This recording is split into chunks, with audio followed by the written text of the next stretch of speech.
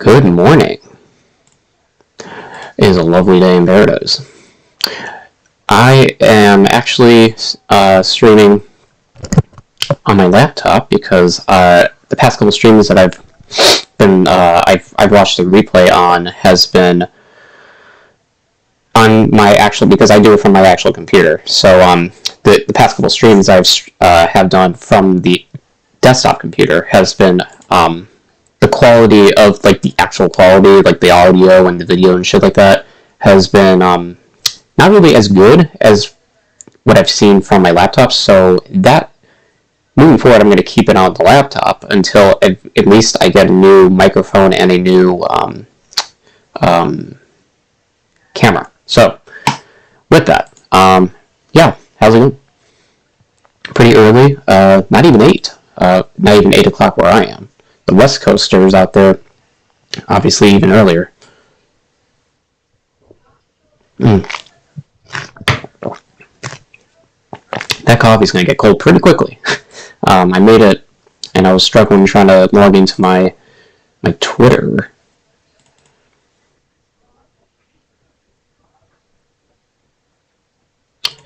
Anyway, yeah, so we got a lot of shit to talk about.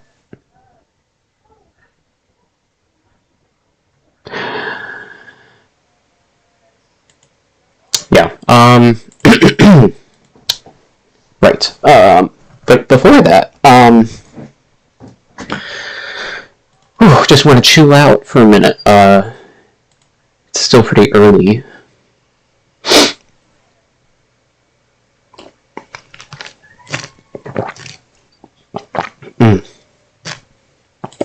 You know, I recently saw some, let's see, what is it? Some Diablo 4 gameplay. Some updated gameplay.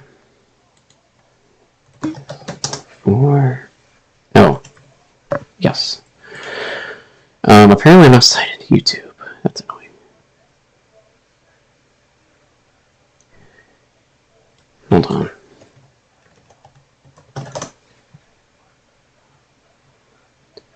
Dude, says, like, my name is pretty unique, my username, and it's like, when I look it up on here, on YouTube, it doesn't show up. Oh man, hold on. Gotta log in. I probably should have done this before stream, but that's okay, it's still pretty early. Okay. Let me type in my password. Hopefully I'm not sharing my screen. I'm not good. Okay. It's a pretty complicated password, too.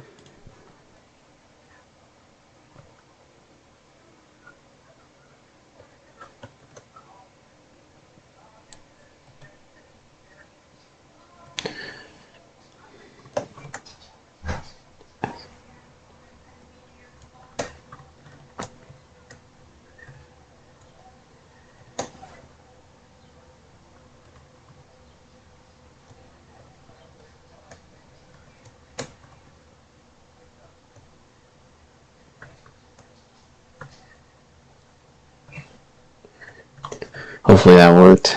If it didn't, then that would suck.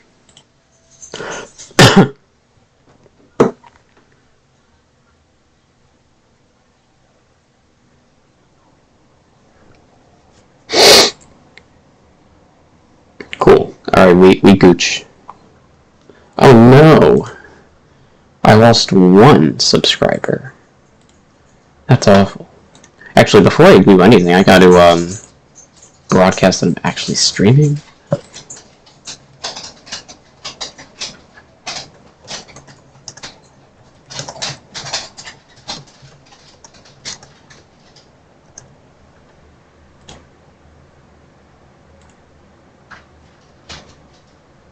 Okay, cool. Man, it's not a good thumbnail. Okay. What was I trying to do? Oh yeah, show some gameplay or something.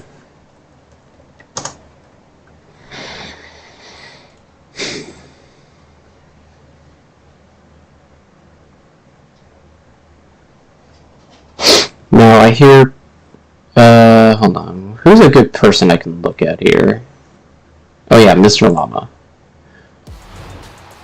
Your team, your town, your turn. Shut up. How much did Blizzard pay you? JK joined the game. Alright. Sorry for... Hold on one moment. Boom. Okay. Challenges. Unlock the waypoint, guys. Alright, cool. Okay, and now there are portals that were somehow set that we can teleport to. Okay, so this is the game. Doesn't look, it's not finished yet, but, no. It looks like it's coming along pretty well. Kind of looking forward to this, actually. Obviously I had my doubts a couple months ago, not even a couple months ago, a long time ago, actually. I went over some gameplay about Diablo 2, or Diablo 4, and I wasn't impressed with it, to say the least, but it looks like they've smoothed some things out, and it's looking a little better. I do enjoy, I have enjoyed, like, looking at the game physically. I think it's a appealing game. Oh man, my DPI is, not doing well here. Anyway, yeah, so the game looks a little crisper than before. I like the ambience to the game. I didn't watch this whole video. I only watched a couple minutes. The UI, from what I've seen, could probably be better, honestly, because, like, for example, we're looking at this skill tree right here, right? I just feel like the layout could be a little more intuitive. You know, just keep it a little more simple, kind of, make it less looking like a tree and more looking, I guess, just like a page. I don't know. I'm not like a game developer, so I can't, like, give you the parlance they would use, but yeah, the UI could probably be a little better.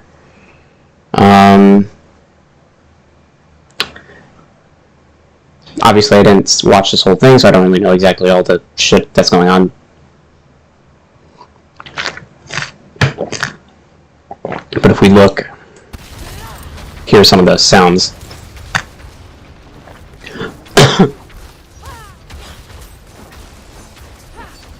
I think the sounds are pretty good. Haters gonna hate. This is the greatest game you've ever seen. You know, if this is the greatest game you've ever seen,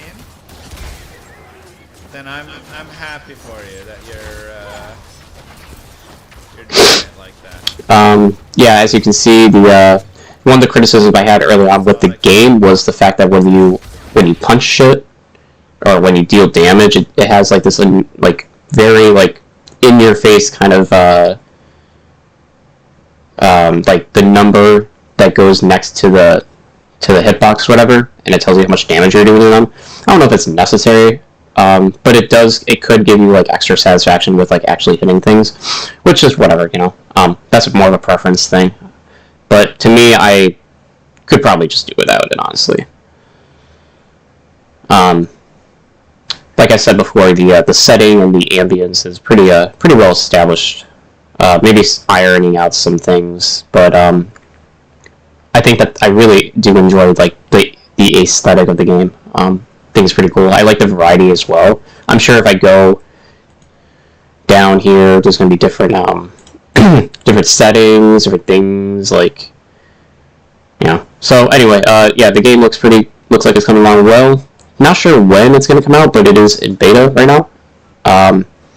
Looks pretty good. Now, unfortunately, there's some people.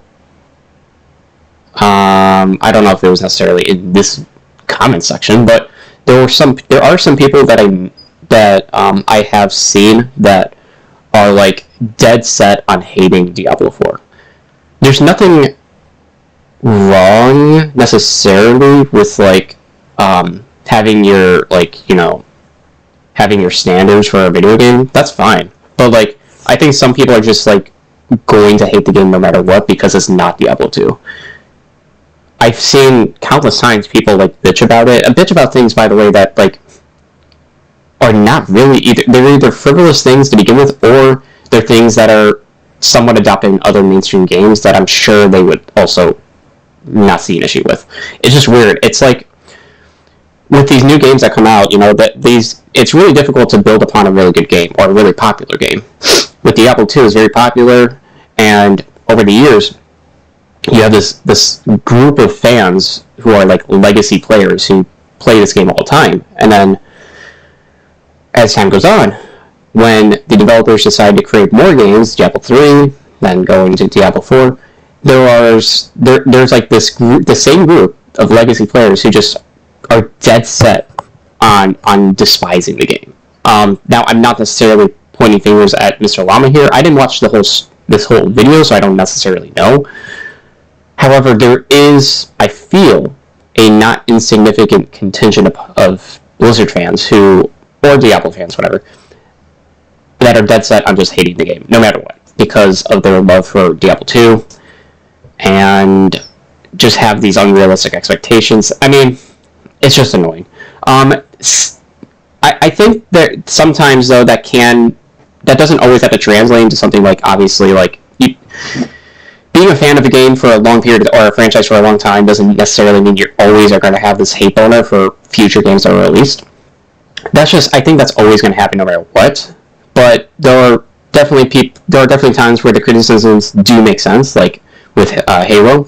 You know, Halo Infinite was really hyped up in the community. People were looking forward to it, and then eventually, when it was released, there were some,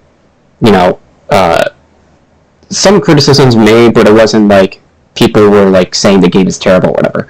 And then eventually, as time progressed, now it feels as though the game is kind of dead in the water.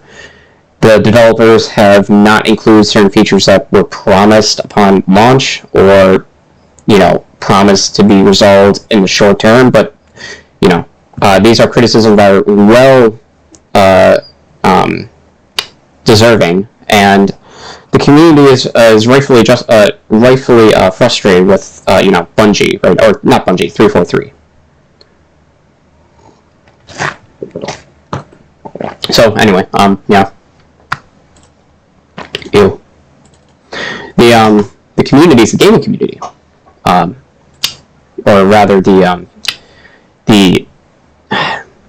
Halo community has had, I feel like, given a lot of leeway to like 343, but like in terms of like the degree to which they're willing to still be fans of the franchise, as well as buy products and future games and shit. But like, I don't know, with Halo Infinite, I don't want to go too much on a tirade here, but like with Halo Infinite, man, like they really dropped it feels like they really dropped the ball on that. I'm pretty sure multiplayer, or not multiplayer, matchmaking players or whatever, like the queue, has been dropping for a while. I'm not sure if it's rebounded in any way, but that studio has got to do a better job, I think. And I think the community has really done a good job holding their feet to the fire, because damn, it's could have been an amazing game.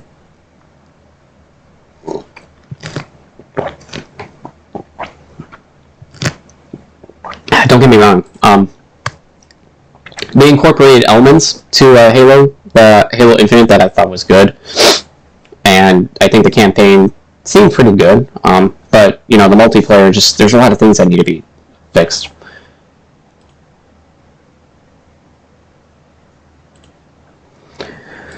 All right.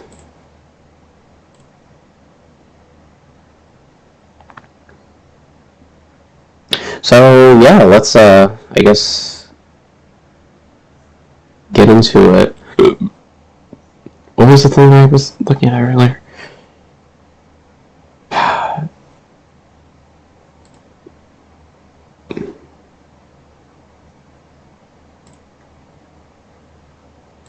Okay, so the first thing. Oh, hold on, I need another sip.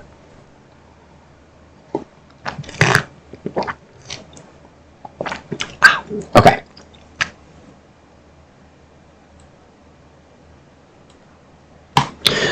So I saw this yesterday, and I figured I would watch the clip because I had not been.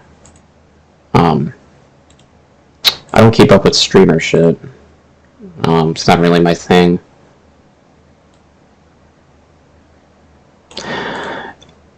xQc. He is a large content creator. One of probably the largest streamers in the industry right now, and he gave a take about OnlyFans that definitely seems, to ruffle some feathers here. So I guess we'll take a look, and then I'll give my feedback. Bro, listen. I'm sorry. I respect all. Sorry, let me just turn it up. This is from me. It should remain the same volume for you guys. Okay. I think that buying OnlyFans shit is one of the most degenerational action of mankind. Brother, just know you bring genuine joy and happiness to people who need it. When you're on your deathbed, of mankind, like actually, like legitimately. It is one of the most deliberate, life backpedaling, progress hindering, brain rotting activity that anybody's ever come up with.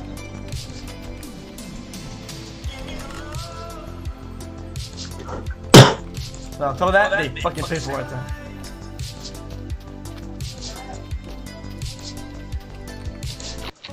Dude, is that it? Okay. So, needless to say, I disagree with that. Now, with some people, how should I go about this?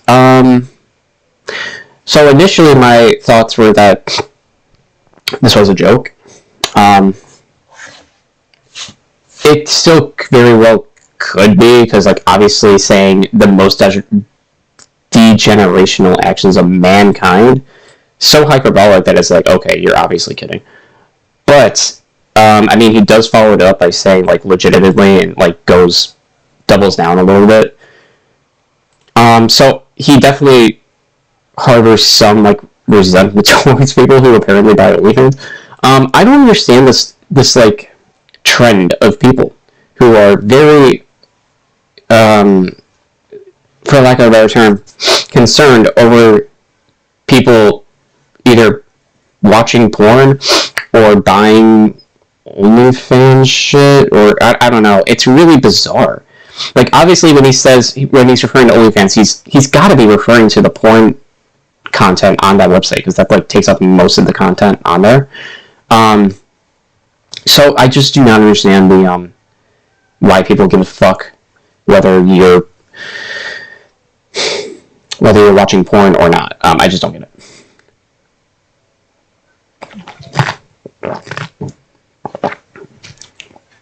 If you want to give a content creator money because you enjoy their content, whether it's sex work or whether it's streaming, then fine, whatever.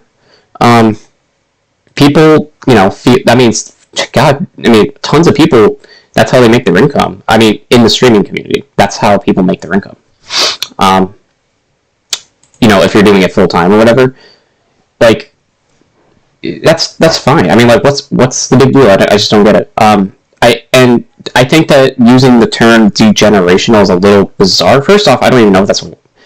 I don't really see this word thrown out that much. But additionally, it's pretty close to the edge with, like, the same terminology that, like, conservatives use when, more specifically, Nazis, because Nazis do use the term degeneracy to describe a lot of shit, and that seems to be becoming more of a prominent, term employed by, like, conservatives in general. But regardless, that kind of toes that line pretty close, I think, and that's another kind of, like, iffy sort of thing to say. Yeah, I don't know.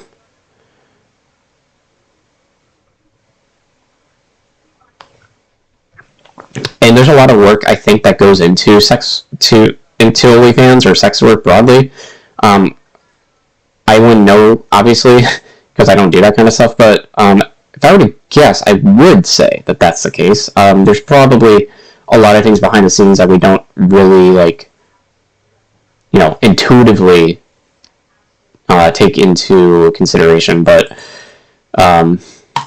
you know, I just think, like, again, like, what's the big deal? There isn't, like, a lot to be said here. I think that it's weird to have this, like, it's not just xQc, by the way, it's, like, multiple people, that I've seen that take issue with, like, people watching porn. I don't know, it's weird. I mean, as long as they're not hurting other people, whatever.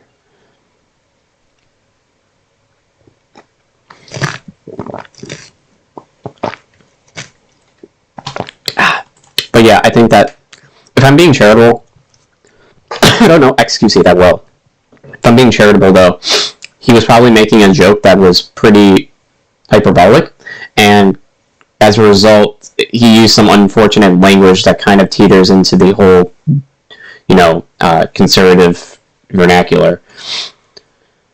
I don't know. My understanding was that xQc was kind of like, he was okay, you know, he wasn't like, didn't have like any terrible political takes, or I don't even know how political he actually is, but anyway, that's that.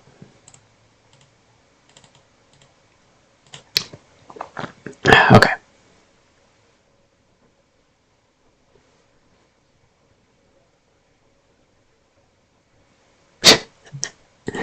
Oh shit, alright. What else we got here? This is funny. Well, this is not funny, but I mean, it is a little funny, actually. So there's this new poll. Oh, whoops. There's this new poll, apparently, where a majority of Americans were stated that Republicans should spend less time talking about wokeness. Even a plurality of very conservative Republicans agree. That's unsurprising. They talk about shit relating to wokeness and trans stuff like all the time. It's like literally all they talk about. Their contribution to political discourse is relegated primarily about talking about how much they hate wokeness, which is basically I don't want to say a dog whistle, but like it's basically another way of saying progressivism or liberalism, and talking about, you know, trans people. That's like all they care about. It's like, seriously, like the media of conservative shit is mostly about like trans things or you know, how much of a communist Biden is, or, you know, whatever. It's you know, they don't really bring a lot to the discussion, really.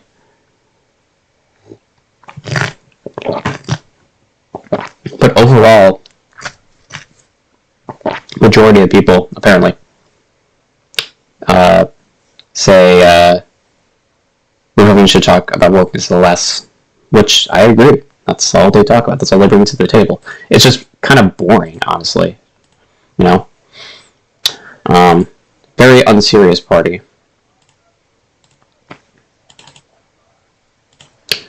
And, yeah. Ah, fuck.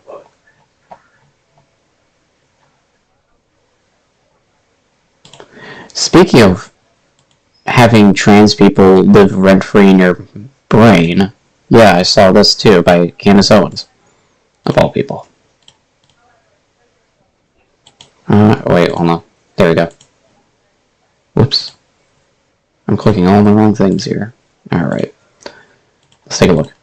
Which brings me to the greatest civil rights violation of our time, which is taking place right now, and that is transgenderism. And I'm going to make a very strong statement right now, and I mean it. It is worse than Jim Crow laws, because we are mutilating the bodies of children.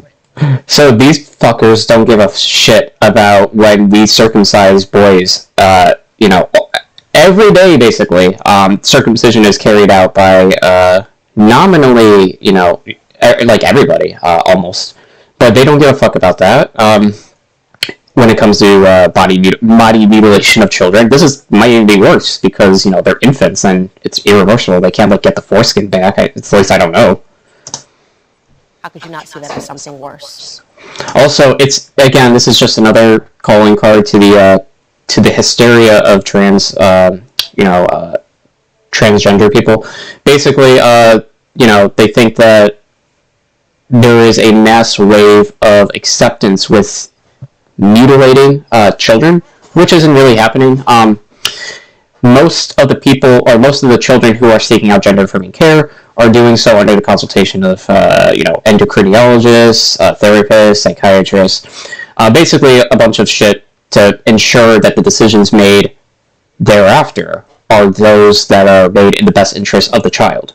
So, this idea that they're mutilating them, implying that it's without their consent, or that it's against their own free will, or that they're being brainwashed or whatever, all complete conjecture and not grounded in reality whatsoever. You segregated white people versus black people, you wouldn't be harming children, and we are doing that. By the way, conservatives, including Candace Owens, doesn't care about children. They actually don't care about them, legitimately, because they're totally fine with defunding welfare, WIC, and things of that nature that would otherwise harm children. They don't care about it. Also, this kind of plays into the whole abortion discourse as well, because they want to control, obviously outside of them wanting to control women's bodies. A similar thing overlaps here. Was okay, after they're born, you don't give a fuck about them. That can be the case here. They don't actually care about children. They care about restricting the freedoms of minority groups. And it's made evidently clear that they don't care about children because, again, they are perfectly content with defunding welfare and defunding resources, mental health resources, that would otherwise have been provided towards both trans youth as well as just cisgender people broadly. And once again, the same usual suspects are supporting it, the mainstream media. Look around you. The New York Times, the Washington Post, they're fostering this delusion. They're saying it's compassionate to allow your child to pick their gender. The science is in, guys. It's totally fine. Is there any arguments outside of reading and crying, pissing your pants over here? Because basically, there's no arguments being presented. Basically, it's all just fifis. It's they're talking about trans people too much. Oh my god! There's no arguments. Come on, Candace. Let's do a little better than that. To allow children to take drugs that chemically castrate them. That's not what chemical castration is. Also, oh my god. It's like an avalanche of stupidity. First off, that's not what chemical castration is. But second off, GLS is usually not conducted on those under the age of 18. Maybe in some circumstances that is permitted. It depends probably on state law as well as the kind of procedure and the reason why it's being carried out. But broadly speaking, bottom surgery, that shit isn't being conducted on trans youth. So I don't understand the outrage here. Render them infertile for the rest of their lives. Also, that's not true either. It's good for their mental psyche. Tell me you don't know what gender dysphoria is without telling me. There are all sorts of doctors and people with PhDs that are writing this. In fact, doctors. Dude, they're so mad. Oh my god. They're so mad, dude. Surgeons are performing these procedures to mutilate the bodies of our most vulnerable. They're talking about something that is borderline Frankenstein. It is Frankenstein. These are human experiments that are being performed on children. All right. And by the way, a majority of Americans are getting sick of this kind of rhetoric, apparently. Even conservatives are, because, as we just saw a poll indicating that they are getting more and more, I guess, intolerant of the fact that the conservatives all they talk about are trans people and wokeness and shit like that. So yeah, I don't know. This kind of rhetoric is starting to fall on deaf ears, it seems.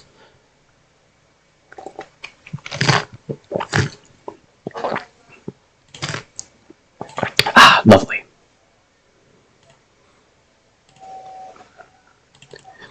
I think it's good to remind ourselves that the conservative outrage over trans people is genuinely a moral panic. It fits the definition almost to a T. In fact, if I were to go look it up really quick, or well-being of a community or society, it fits the definition almost to a T. It's remarkable. And isn't it interesting that it's usually conservatives the one propagating moral panics? They're very... One of the things I think every conservative has in common... This might be a bit of a hot take, but I think it's not an unreasonable assumption. I think one thing a lot of conservatives have in common is the fact that they're all, like, more prone to fear. They're all more prone to being afraid of things they're not necessarily exposed to on a daily basis or have a lot of experience with or knowledge of. They're just, like, the response is fear, and, you know, that itself can manifest in a bunch of different ways, such as transphobia or sometimes violence. Yeah, I don't know. But that's something I think that many, if not all conservatives, one characteristic they all have in common is the fear response to things that they are not necessarily, you know, understanding of or, you know, whatever. So, yeah.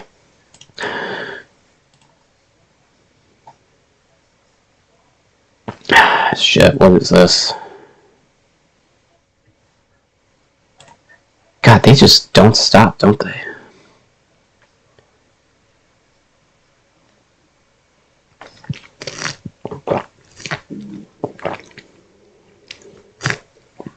Oh boy, my stomach, my tummy is rumbling.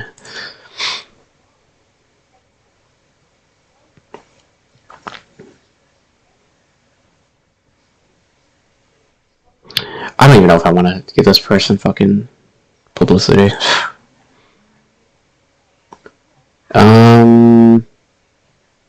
What was the other thing I was gonna look at? Oh fuck yeah, we gotta do. Oh yeah, okay, we gotta get to that. All right,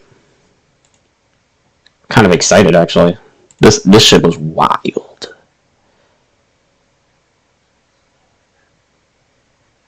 Okay, actually yeah, we'll do that first.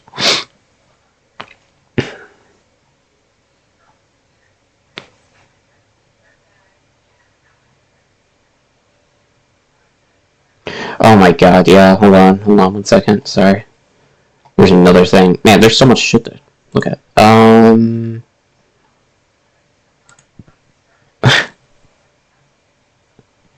Uh-oh, where is it?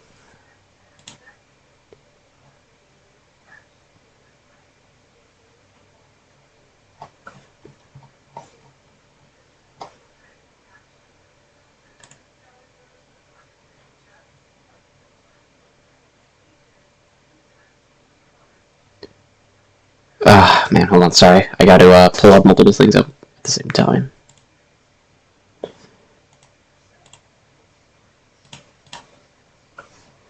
I'm not used to using light mode on Twitter, but I'm actually not hating it as much as I thought. Maybe it's because I used dark mode for so long that I'm like, oh, maybe sick of it. This person, I've just become privy to who this human is.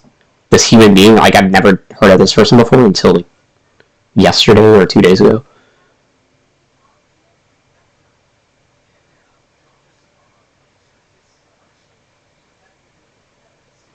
Where is it?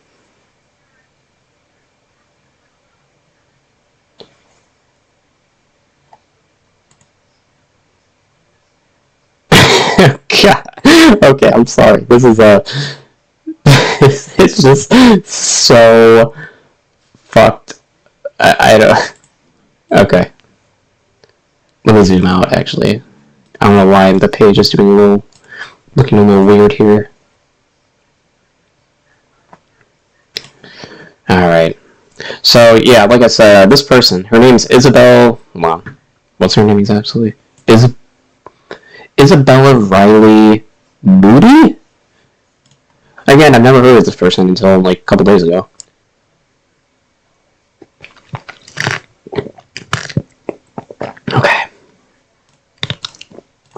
this is remarkable. They're literally, she's conservative, okay. Man, the screen is coming out kind of weird. Sorry. Yeah, maybe I should just zoom back in. Dude, these people are seeing ghosts or something. Like, I don't know what to say. It's like culture shock or something. They think... So first off, yeah. Apparently trans is when you exhibit even the slightest inkling of a masculine feature on a woman. In that case, you are suspected or sussed out as being trans. As if, like, you know, masculine and feminine features are 100% hardline exclusive to, you know, men and women. Yeah, I don't even know. It's just so bizarre. How can anybody say this? Like, literally how? What here demonstrates even the slightest inkling of a masculine feature? Where? Is it the jawline? Because that is... I don't know that's necessarily that, you know, square. The muscle... There's, like, no muscle tone here. Obviously she has a boob job. Like, long hair, ear... Like, what here is possibly perceived as being, like, as, you know, masculine? Because that's the only thing that I can think of that would make this person think that Stormy Daniels might be trans.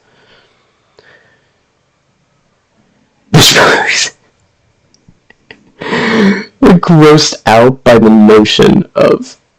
Oh my god. Yeah, super trans investigator vibes here. Like going out of your way to try and, like clock every person you can think of and say, this person might be trans.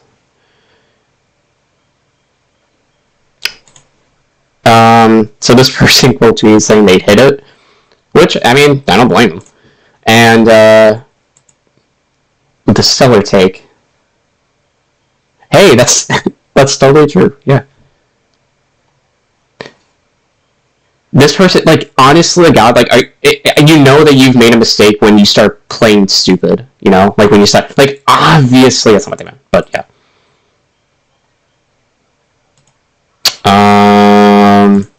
Also, there was this, okay, so Isabella made a tweet here. She doesn't like... I'm assuming she doesn't like AOC. She's a conservative, and I don't know. It is weird that she put this here. I don't know. And then this person says Isabella over AOC, but this is where it gets sad.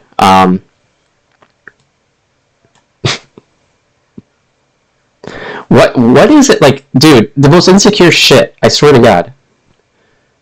And this person fascinates me with their timeline.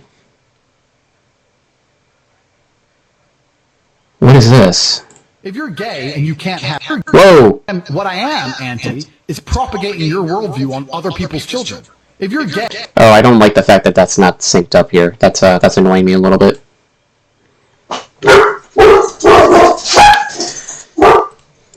Don't mind my dogs. And you can't have kids. Why do you not believe it's your right to go to other people's kids and tell them what to think? What the fuck are you talking about, bro? If you've decided that the type of sex you want to have will prevent you from procreating, that's your decision, right? You've decided that having sex with a woman isn't worth it for you. That's not how that works necessarily. You don't want to have children, you want to have sex with men. Fine, your decision and you're entitled to it. That does not give you the entitlement to go to other people's families who did decide to have children and raise them and try and program their children. Wait, what does he mean by program their children? Does he mean what? Are people who are, wait, hold on, are gay people going up to straight people's children and trying to program them? Like, is this like a large scale issue that I'm unaware of?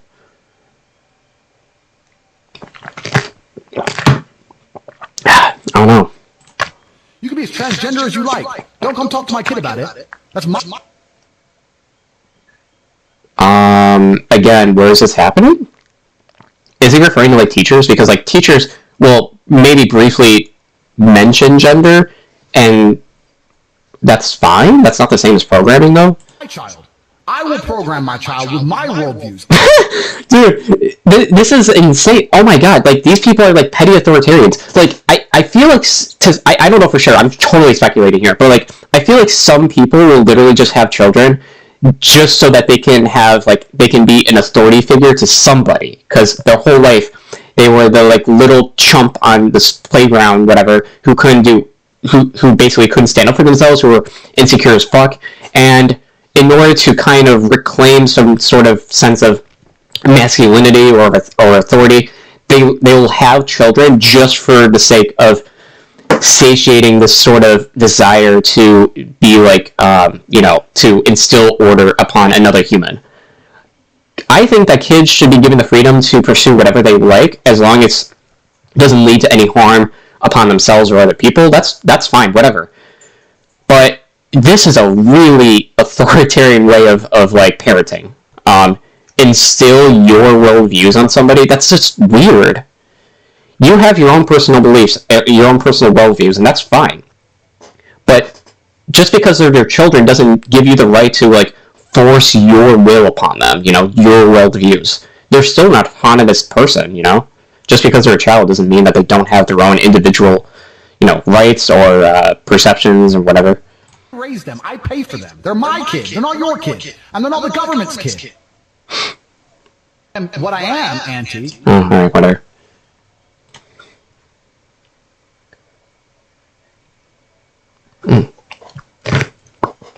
The coffee.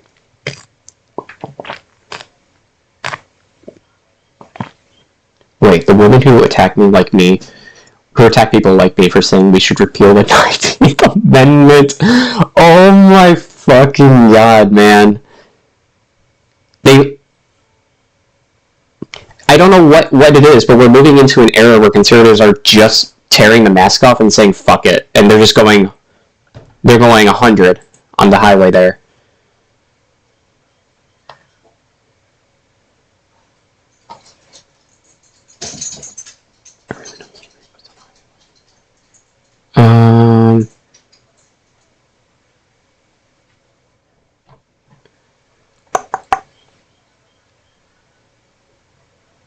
Yeah, anyway, I don't know.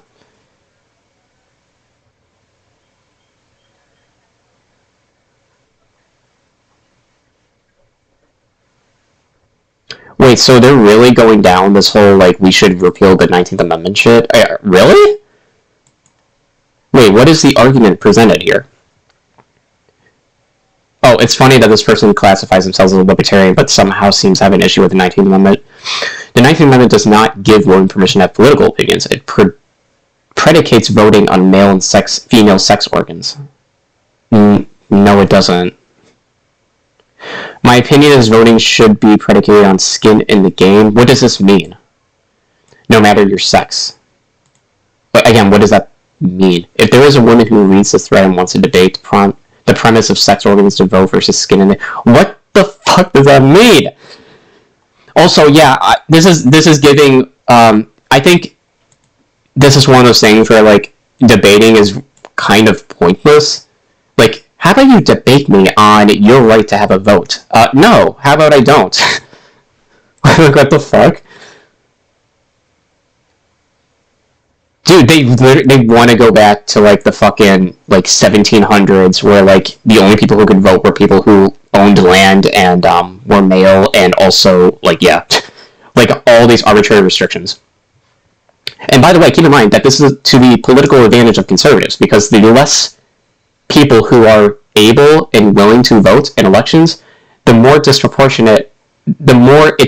disproportionately benefits conservatives, because their ideology is a more extreme one, or more reactionary and unpopular. So consequently, at least in the United States, there's a lot of people who are liberals. There's more liberals in the United States than there are conservatives, lefties, all of them. So the more you disenfranchise people, also, by the way, I just connected a dot here I didn't think about.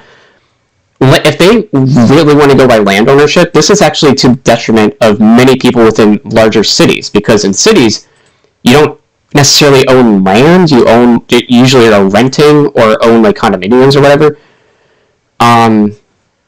If anything, so this would have a severe effect on those living in cities.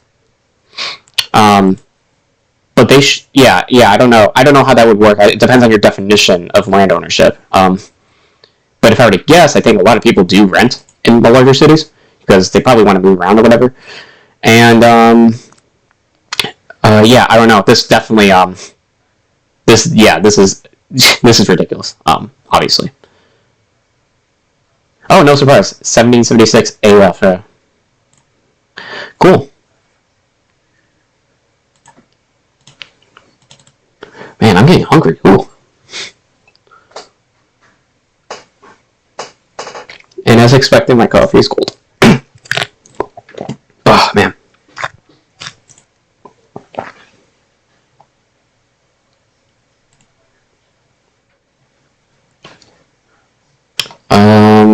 There was also something else.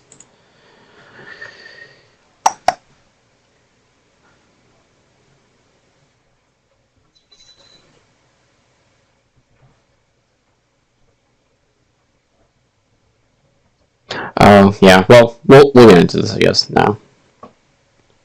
It's gonna take some time. But let me queue it up.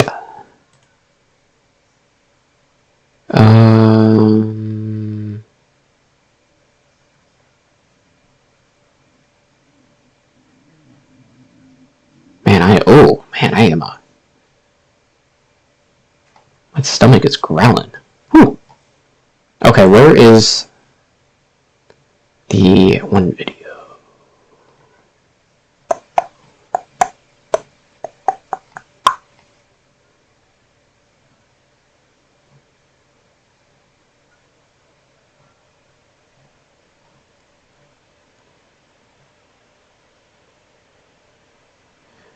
I'm not seeing it here. Sorry, to revisit another point here.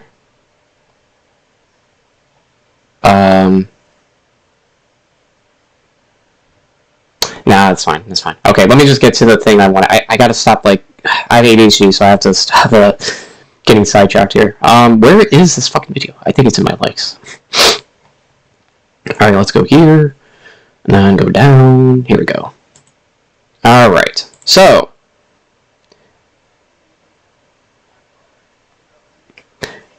Matt Taibbi. He is a journalist, a poor one at that, who was responsible for releasing the Twitter files, which ended up basically being a nothing burger, and nonetheless, however, it garnered a lot of traction, and at least that I am aware of. And there's a lot of erroneous claims made within his reporting, and so we're going to take a look at a breakdown that what's the name again? Medhi Hasan did, which I think he's a progressive. Well, we'll get into it. So let's take a look. He did an interview with Matt. We're going to take a look here, and then we'll discuss. Let me see if the audio is good. Election Integrity Project Yes. in the Twitter files, which Stanford and the University of Washington founded to monitor attacks on our elections. And you say some stuff about them that a lot of your critics say is not true, and that affects your credibility. You said the EIP was founded in response to the government dropping its proposal for a disinformation government. Well, there you are, we're quoting you on screen. It wasn't. It was formed 2 years earlier. You suggest it was government funded, even though during the 2020 election that you're covering, it wasn't. You say they labeled 22 million tweets as misinformation in the run-up to the 2020 vote. They didn't. They flagged 3,000 election misinformation tweets for labeling, so you were only 21,997. Dude, how, man, that is like, did he pull the number out of his ass? How do you fuck up that bad? 7,000 off. you also claim the EIP was, let me finish this, you can come back in. You also claim the EIP was partnered with the government Cybersecurity and Infrastructure Agency, CISA, to censor Twitter, but you mix up CISA, CISA, a Homeland Security Agency, with the Center for Internet Security, the CIS, which is a non-profit. In fact, you added an A to CIS. I think. Oh my god, dude, this guy is mad, dude. Fucking Medhi Hasan is bodying him. People can see it there in brackets to make that false claim. It's just error after error, Matt, on just this one topic. It's that is so. At the best case scenario here, and I don't know if we're done here, but with listing the errors he made. But best case scenario, Matt is a poor journalist, and worst case is that he is he purposefully made these claims to exaggerate how bad Twitter is or how partisan Twitter is. But the other ones aren't. No, 22 million number came from their own report? Yeah, where did it came from a report in March? Do you know what the 22 million number is, Matt? Can you tell me? Because we checked. 22 million is the number of tweets about election misinformation that they just mapped. How many tweets were they? The ones they actually flagged to Twitter before the election, 22 million came after the election. It wasn't in the run-up. They flagged 3,000. So you were off by 21,987,000. There's another error. They said a lot of things. I stand by my story. That is a really bad response there. When you're proven wrong objectively on screen, and then you're like, "Oh, I still stand by it," then you're basically admitting that you don't care about like reality or the legitimacy of your reporting. You stand by what? You stand by 22 million were flagged in the run-up to the election, even though that number came in March 2021, which was after the election.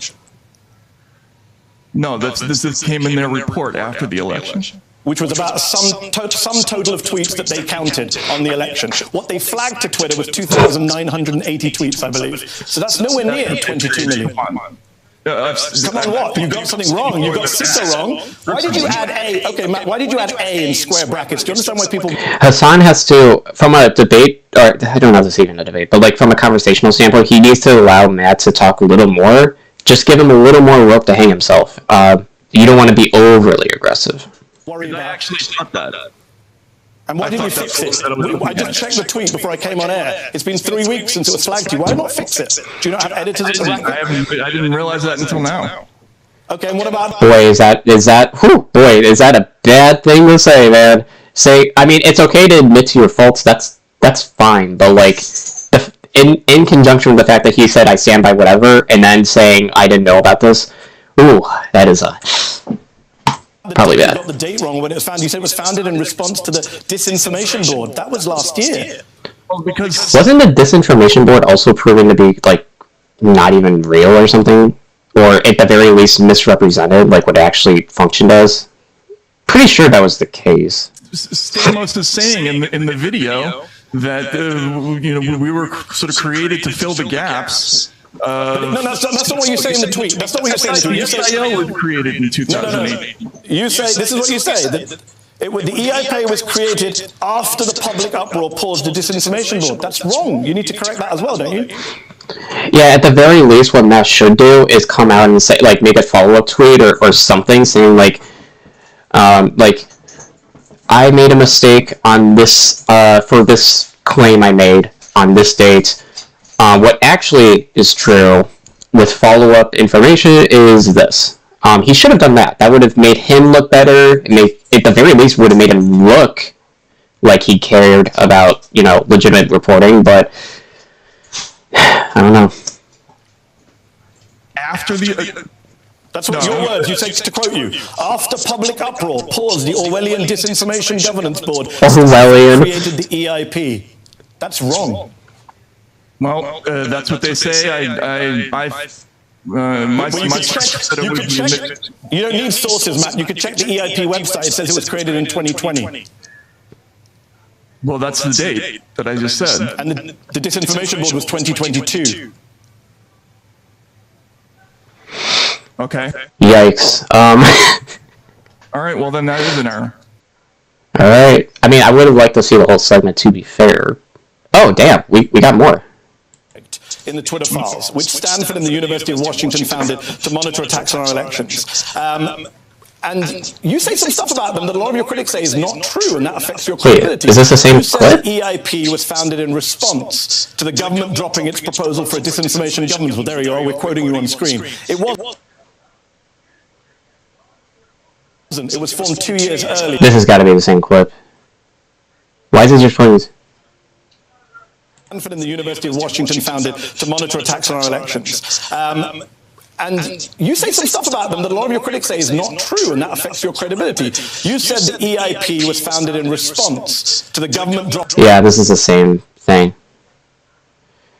Okay, yeah. You talk a lot about the election. I think it's really important to hold journalists to a high standard because they are disseminating information which could, actually not could, it does influence the degree to which public perception goes one way or another. And they have a lot of reach that your normal, average citizen would not have. So, especially with somebody of Matt Taibbi's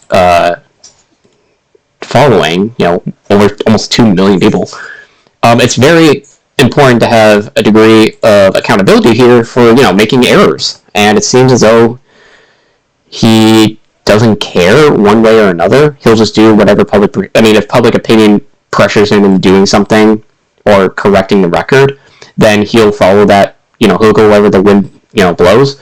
But he should want to, be as a journalist, I would assume that you would want to be as accurate as possible, and all this does is undermine his credibility. So, he is probably not that reliable, but nonetheless, there are dumb fucks out there who, for some reason, are still okay, so let's take a look at this guy. Socialist MMA, a lightning rod of retardation on a consistent basis. Somebody who consistently gives poor takes. It's actually incredible how often the takes provided by Revolutionary Blackout Network is terrible. Medhi Hasan in the professional managerial class. First off, we're poisoning the well significantly with this term, and also, what the fuck does that even mean? No, I didn't want to search it up. Okay. Focusing on a new typos and errors. Well, it wasn't just. Well, the typos are significant because they mislead certain aspects of the broader claims made by Matt Taibbi. Those errors were giving a false impression of something that wasn't there. Like the number error, that's kind of important. From the Twitter files and using that as a gotcha. Well, no, it's not just that it's a gotcha, it's like that he literally made mistakes and propagated it as though it's real, and continues to kind of stand by it. Instead of focusing on the substance, shows how deeply and seriously. So actually, they don't care. So this is revealing to me, because they don't actually care about the legitimacy of the reporting itself. They care about what it's alluding to. It's like, oh, well, yeah, he got some shit wrong that's significant, but, come on, look past all that and look at what he's actually talking about. This is ridiculous. You need to, as a journalist, it is important to have shit that is accurate. That's common fucking sense. They value professionalism and decorum? What the fuck does that have to do with any... It is not... Being accurate with your reporting has nothing to do with professionalism and decorum. Those things are almost completely unrelated. Obviously, it's professional to be a good reporter, but, I don't think that's how Socialist MMA is invoking it here. This has nothing to do with that. Medhi Hasan's performance was embarrassing. Embarrassing? How is it embarrassing? Okay. And extremely telling of the weakness of his... Dude, what the fuck are they literally just... Man, these people are so fucking mad. They're so spite-driven. It's crazy. The fact that Take an L is trying to ensure to celebrating this as a win shows how intellectually bankrupt they are. Dude, yeah, okay. Basically, this tweet contributes nothing to discourse outside of, I hate Medhi Hasan. He was so annoying. AOC is one of the biggest sellouts in so far. Dude, what are we talking about now? Oh, okay, because she was talking about this. This also implicates House Republicans as well, who launched an entire oversight hearing and investigation based on these errors. Yeah, that is a waste of tax dollars, actually. If you're gonna launch an entire oversight hearing about this and do all that shit. And his contribution is basically, I hate you, AOC, I hate you, I hate you, I hate you. Like, there's nothing here, there's, like, no argument, it's just, like, I don't like you. This is the battle she chooses to pick. Defending the honor of the establishment against the Twitter files using POC shit. Oh my god. I don't know what to say, that. It's, like, the same fucking NPC shit every fucking time. These people, I think, honestly, talk about AOC more than conservatives, like, broadly talk about Dylan Mulvaney. I don't even know, like, what... I don't know how it's even possible. Shilibs are routinely pretending destroyed Matt Taibbi. It's not... How is he defending the establishment? Okay, you know what? Okay, I think I kind of understand the logic here. So basically, to their mind, Medhi calling out Matt for the erroneous claims made in his Twitter file shit is the same thing as defending the establishment. Because, like, to them, Matt was supposed to have been taking down the establishment, apparently, by releasing Twitter files. It has nothing to do with, like, the broader establishment, it's just Twitter, but regardless.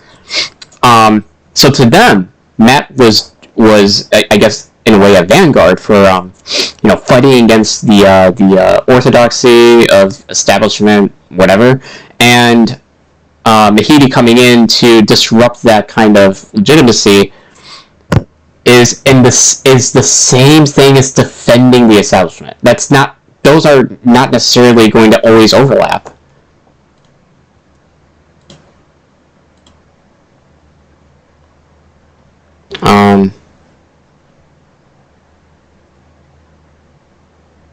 Okay. Is there... I don't want to go... I'm going to get too triggered if I look at this guy's wall too long. And plus we got a lot of shit to unpack in the like short term here.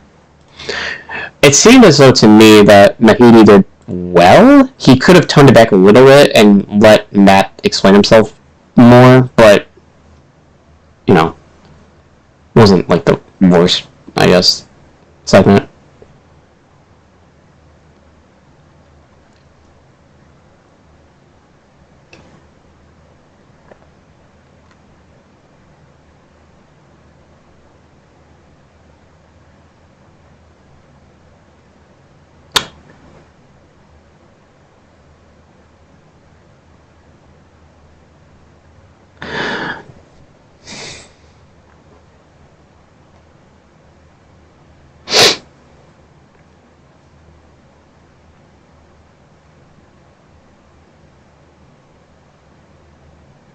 Yeah, this next segment is going to be a little longer, so I didn't want to, like, hold up. I'm going to hold up on that for a minute.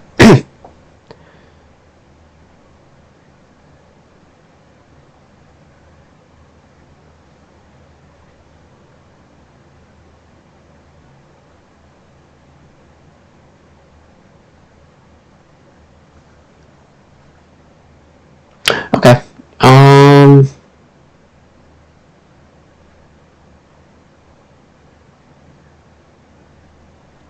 What else? Oh yeah, I mean, Dylan Mulvaney has been garnering a lot of attention because of her partnership with Bud Light.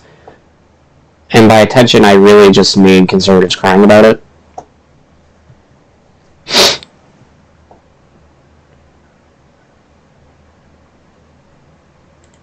So, I don't know.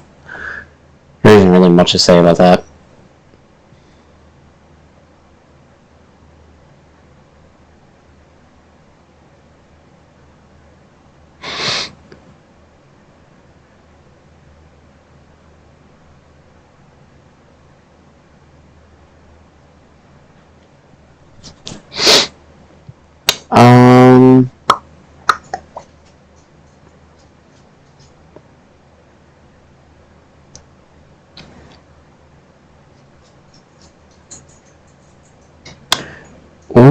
Okay.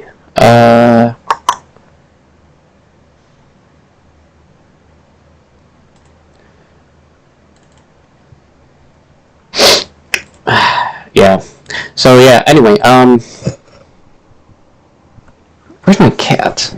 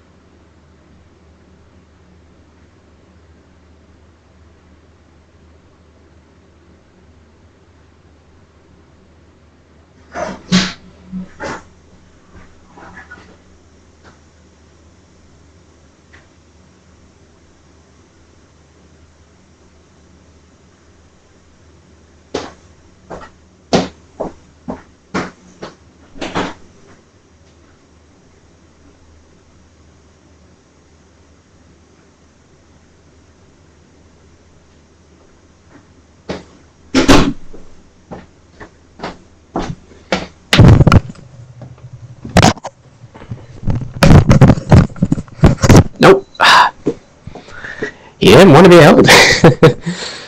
Oh man.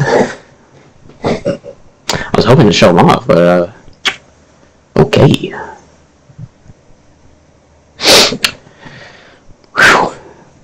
Ah man. He doesn't, yeah, he really doesn't like being held. He typically runs away from me. Man.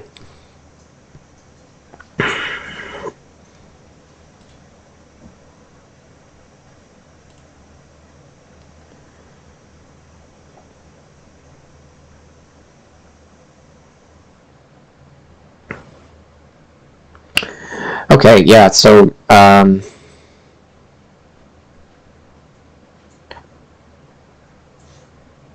have been pretty interested in, I've been obsessed with this game recently,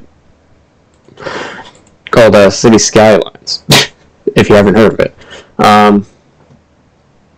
The city builder, we'll probably play it today. Well, by we, I mean I will probably be playing it today. Maybe I'll stream it. And hopefully it doesn't either crash or, you know, perform slowly, because like I've never done it on my laptop before, and I have a bunch of mods. I have a bunch of mods on there, so that is going to be that's gonna be fun. But yeah, so I've been really enjoying this game. I got some DLCs here. Well, you guys can't see it, but yeah, I got some DLCs. I got Green Cities, Mass Transit. Apparently, I have the Deluxe Edition, which just adds some historical monuments. Park Life and wait, did I say Industries? No, Industries. Now I've been looking at some assets on the Steam Workshop. I guess I can go ahead, keep looking for them. Maybe I can share my screen. Hold on. No, that's not what I want to do. Actually, wait, what I can do? Hold on.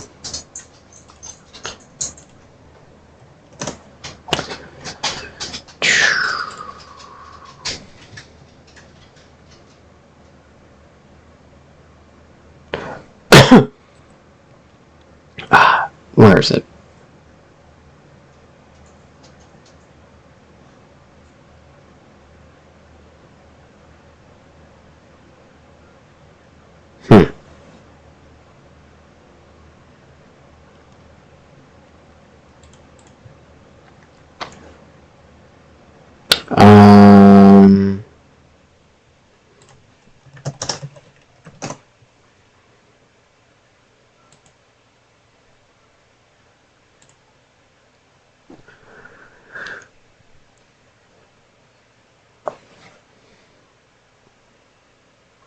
What?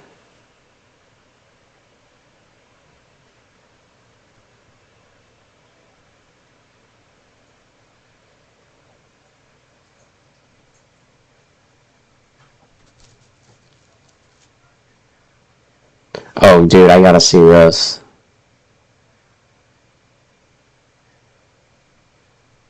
God, there's a lot of gold content here. Okay. Hold on, let me get a vibe check on this video before we play it. Before I play it. I'm gonna mute it. Sorry, just give me 1 second.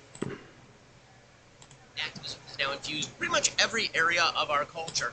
I'm not aware that he's done anything of note since Harry Potter. Trying to promote the Trevor Project, which is a trans... May have helped with the UC. Not so. Real. He him. Oh god, okay.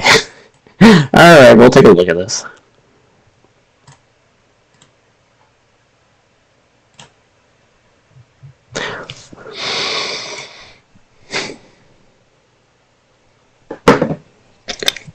Okay.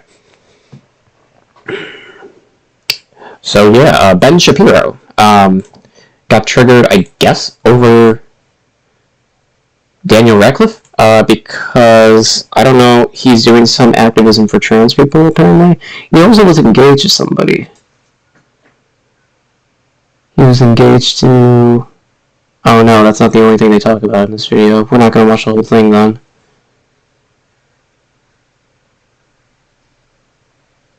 Damn. They briefly touch upon it. Alright, no big deal. The less I watch here, the better. Oh, hold on, let me share the screen. Alright, let's just hear it. Let's hear them out. What are the arguments here? Well, folks, the trans activism has now infused pretty much every area of our culture. Harry Potter... Notice the language already here.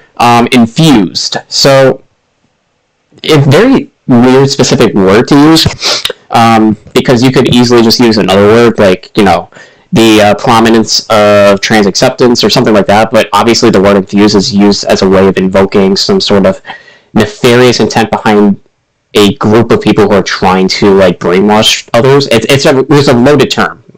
So, like, actually we're 4 seconds in, there's already priming the audience. It's kind of like a speedrun trick that I've noticed a lot of conservatives tend to employ, but yeah.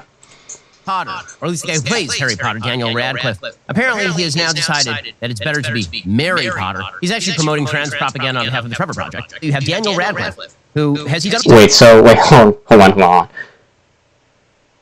The Trevor Project is a project designed for providing resources to trans people to help alleviate or prevent suicidal ideation. That's an objectively good thing that every human can probably recognize, even if you don't like trans people for some reason. Like, objectively, this is a very good thing, like, unless you're pro-killing trans people, or pro-trans people dying, rather. So, regardless of your feelings towards wokeness broadly, I feel as though, like, I don't know, the less people dying, the better. Even if you don't agree with their lifestyle choices, I think the less people dying is better. So, I think characterizing it as, like, propaganda is a little weird.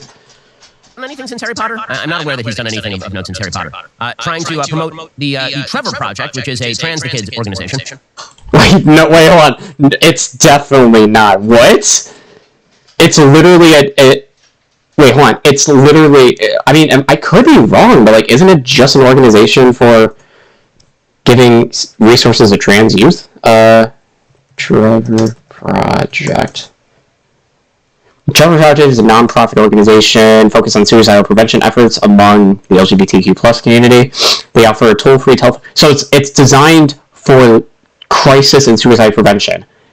And how did Ben Shapiro characterize it? You have Daniel Radcliffe, who has he done anything since Harry Potter? I'm not aware that he's done anything of note since Harry Potter. Trying to promote the Trevor Project, which is a trans to kids organization. No, it's objectively not. Hi, I'm Dan. Also, what the fuck does trans to kids even mean? People who are transgender or questioning aren't forced to be transitioning. They're not forced into it. What the fuck does that mean? This week I was incredibly fortunate to get to meet 6 young people who agreed to come and share their stories with us, and also to have a conversation about allyship and the people in their lives who have shown up for them and made a positive impact on their lives and their journey. I also think it's kind of interesting that the actors in the movie, like the Harry Potter movies, have basically all deviated starkly from J.K. Rowling and her attitude against trans people. Like, it's like a Grand Canyon scale difference between the two, like, ideologies, basically. So, yeah, I'm excited to... And I'm pretty sure they've all, like, denounced J.K. Rowling. I could be wrong, though. I would love to talk to you all if you're... depending on how much you want to say, but like, I'd like to know about all your journeys and like discovering who you are, and I'd also like to talk about some people in your life that may have helped or that you see as an ally in some way. If any, like, could I ask you? Yeah. Is that throwing you into it too much? Or, but like, could you talk to me about like how you came to like understand who you are? And... Remove Odinatsu! Wait, dude, shut the fuck up. Okay. I would like it to be played out so we can get some, like, so we can understand what's happening before you start pausing every 2 seconds and, like... Man. Okay, let's just skip it. Radcliffe is a superhero because the person who actually made him famous, J.K. Rowling, for writing the Harry Potter series, actually believes that girls can't become boys and boys cannot become girls, because she's still more connected to reality than the actor who reads all of the words on... Alright, got it. Wait, what are we talking about? Is about Cartoon Network is now teaching kids to use pronouns. They put out this little cartoon on Twitter itself. Wait, why are we deviating the topic here? We basically played 2 seconds of that interview and now you're already moving on? I don't know if I can show this. Okay. Cartoon Network. Hi, my name is Kim. My pronouns are they, them. Wow, I thought there was only she, her, and he, him. No, you ignorant. Oh, no, it says, I'm Alex. Mine are they, them, too. Notice how we have a lot of issues in the United States. We are facing greater levels of income inequality that have never been seen before. We are seeing a degree of hostility towards conservationism that is plaguing the entire planet, and we are seeing also a rise in far-right extremism. And the thing that apparently conservatives, including Ben Shapiro, want to focus on are Cartoon Network talking about what pronouns mean and also what gender identity means. I'm Alex. Mine are they, them, too. I'm Chloe. The pronouns that describe my identity are she, her. Cool. Like, honest to God, like, this is all they think about every day. Like, I honestly don't know if they think about anything else. Like, it goes trans people, food, water, and everything else. It's dude, the hierarchy is so fucked for, like, these people. Oh my God. To be clear, all of this is just skin in the game. It's a ritualistic obeisance to an entire worldview. And the more ridiculous... How is talking about trans people a ritual? Like, dude, do they not hear themselves when they talk? Like, everything that comes out of their mouths is so fucking, like, warped. I really don't get how people can fall victim to this kind of ideology. Like, I can understand how, but, like, I can't personally relate to that, kind of vulnerability, I guess. They can make you, the more ridiculously and deeply they can make you bow, the more they will have achieved victory. This is the goal. Are we going to go back to Daniel Radcliffe thing, or is this, like, based? Internationally on the left. Matt Walsh's question, what is woman, has completely broken the brains of people on the left because it turns out that they actually can't defend any of their actual positions. Here, for example, is the New Zealand Prime Minister being asked what a woman is and being utterly confused by the most obvious... Okay, so this was a bait video. I thought he was going to play out, like, the Daniel Radcliffe thing. I was actually interested in hearing some of the voices at that table to get a better understanding. But, yeah, okay. My guy over here baited me into a view. Cool.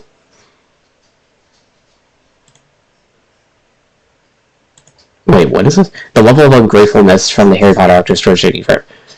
Dude, get the fuck out. Oh my, dude, what the fuck, man?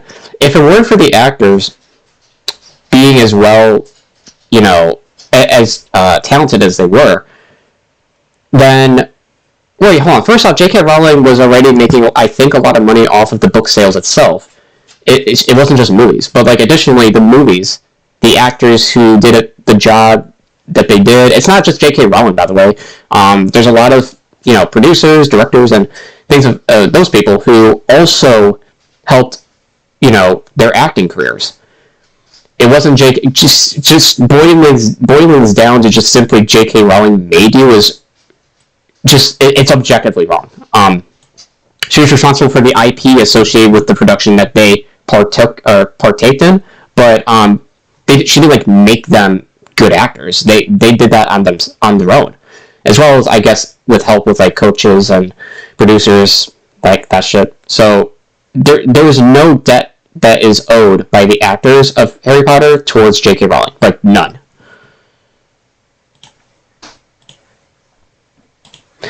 That was unfortunate. I actually I was hoping to dig into Benny Boy's take on that interview. I've never saw that interview before. It would have been nice to let it play out a little bit. But yeah, anyway. I think for now we're going to take a quick break. When I get back, we'll talk about, maybe a couple other things, and then we'll play City Skylines. So I'll be right back. I gotta go give my dogs a bath, and then after that, I'll resume the stream. So it really won't be that long. So, hang tight. I'll try to get some music playing while I'm gone.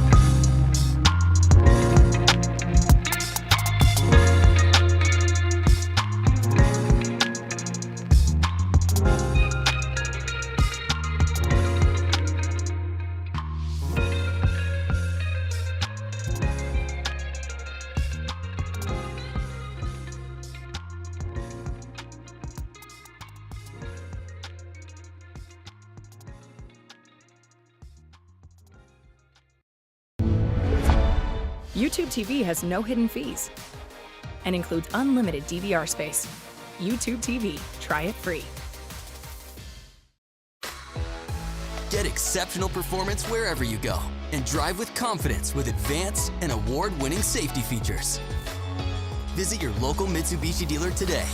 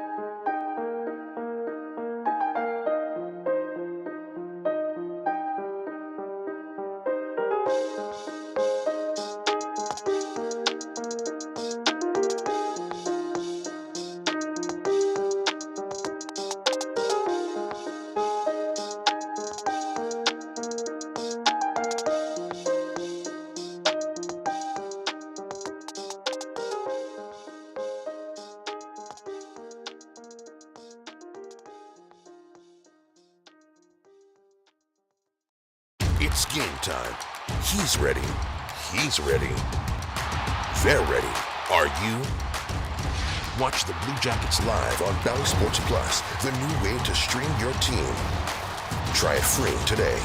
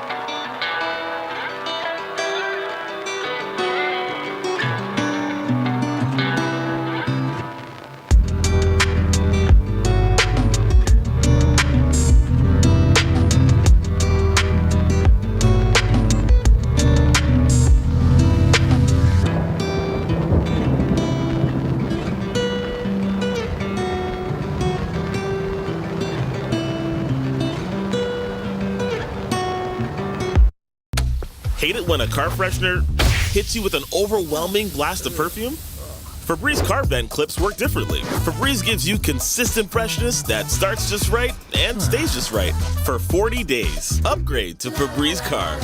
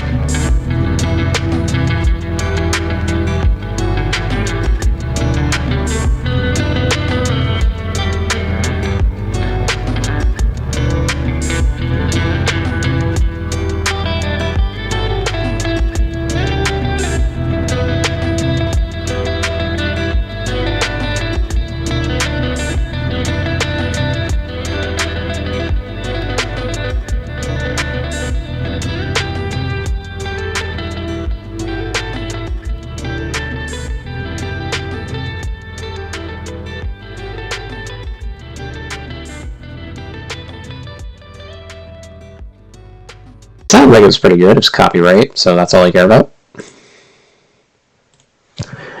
All right. Yeah, so we got one more thing to talk about, and then I'll play some City Skylines. Whew.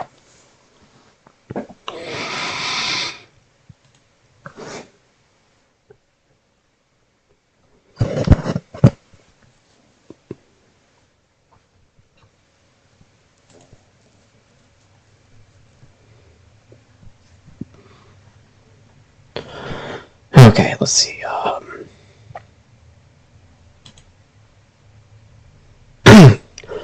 Man.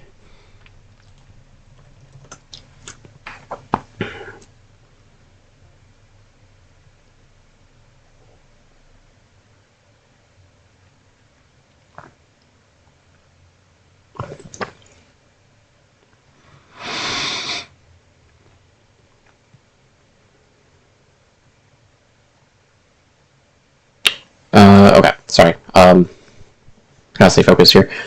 Let's get to the meat and potatoes here.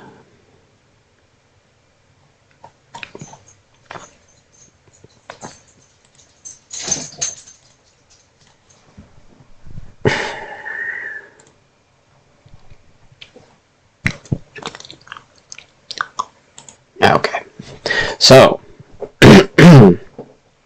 this is incredible. Actually, wait, well, there's one more tweet I'd like to Bring up.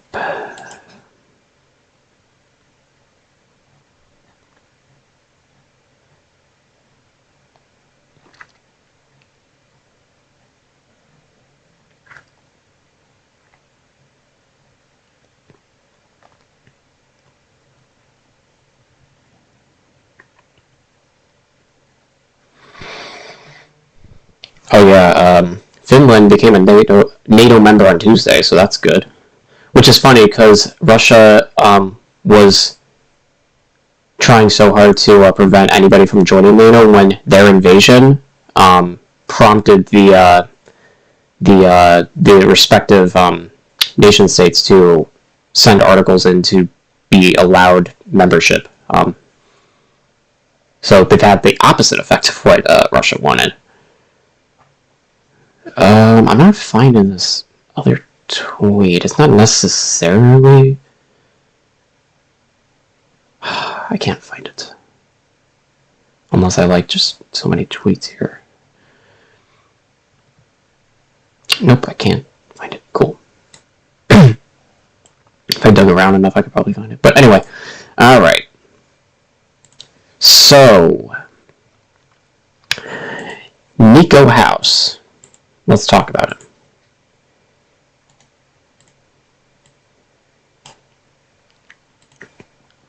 His handle is definitely an interesting one.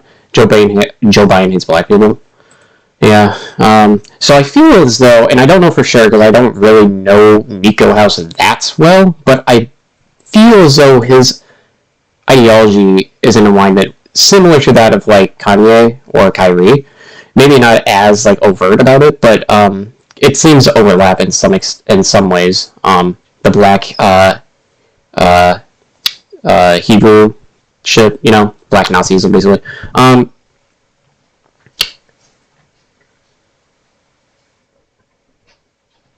So yeah, anyway, he had made a tweet basically calling out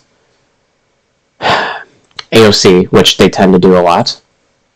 And this was in response to something, it's not really important. But basically he said, but you vote to send money to Nazis and fund the Israeli apartheid, but hey, at least you stood up to a TikTok star. It's not just, first off, how do I get in the weeds here, but I can't help myself. This isn't just an ordinary TikTok star. This is what's a TikTok? Okay? This is somebody who has made who has had real-world consequences for her hatred against trans people. This isn't just some ordinary person. So the downplaying here I take issue with. But additionally, the money being sent to Nazis, I'm going to be a source on that. Agreeing to send funds to Ukraine is not always... doesn't mean it's always going to lead to the hands of far-right groups or militias. I don't know to what extent they can track that money, like where it actually goes, but honestly, I don't give a fuck. If Nazis want to utilize that, if it happens to be the case that some of the money that Congress sends to Ukraine falls in the hands of Nazis, or the resources fall into the hands of Nazis, I think that the best thing to expect from that would basically be Nazis dying in their fight against Russia. And in that case, it's like, well, alright, whatever. But you know, I just think that, like, and that's not really the main issue I take with this. It's mostly the fact that, like, sending money, how are you even tracking that? How do you know that the money is being sent to Nazis? What proportion of the approved congressional budget, or not budget, but, like, funds were sent that actually landed in Nazi hands, like, and what effects did that actually have? So, like, a lot of shit to dissect here. It's pretty reductive. But the response from this person named Zalva Demon, and what makes you think that I did anything to support Nazis or delusional Seco? Now, apparently this is supposedly a self-report, because it's made to seem as though this was like a burner account, when we'll get into it a little bit as to why it's not. But then this person was subsequently banned, or not playing, blocked by that person. Now this account, if I remember correctly, had not that many followers, right? Like 200 something. But regardless, it was a burner account. But here's the thing about all that. If I can find the yeah, here we go. He added Zaza Mocha, or he added that user, right? So the pronoun I in this instance, in the tweet rather,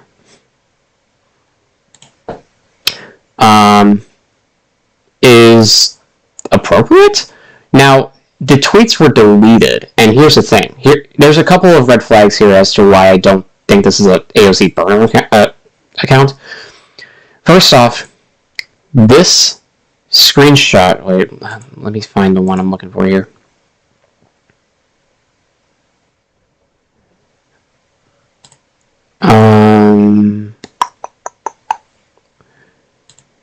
Okay, hold on. Okay, we'll just go off this one. So basically, this person made a comment, and then 2 minutes later, or less than 4 minutes later, this person responded? That is suspicious already. It's almost like he switched accounts right after posting it. It's really it's bizarre. I don't know for sure that this person was operating the Zaza account to make it seem as though it's actually AOC burner account, but that would be an elaborate psyop.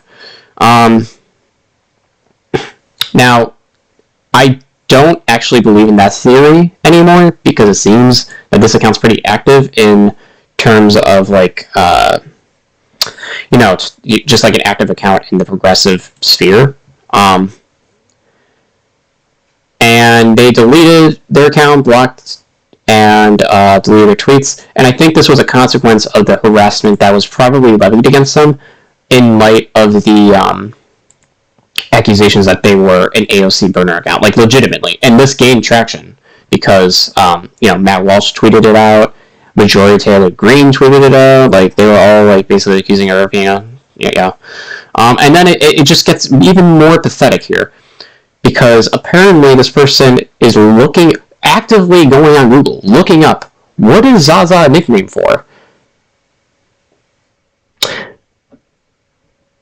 And connecting this very loosely to like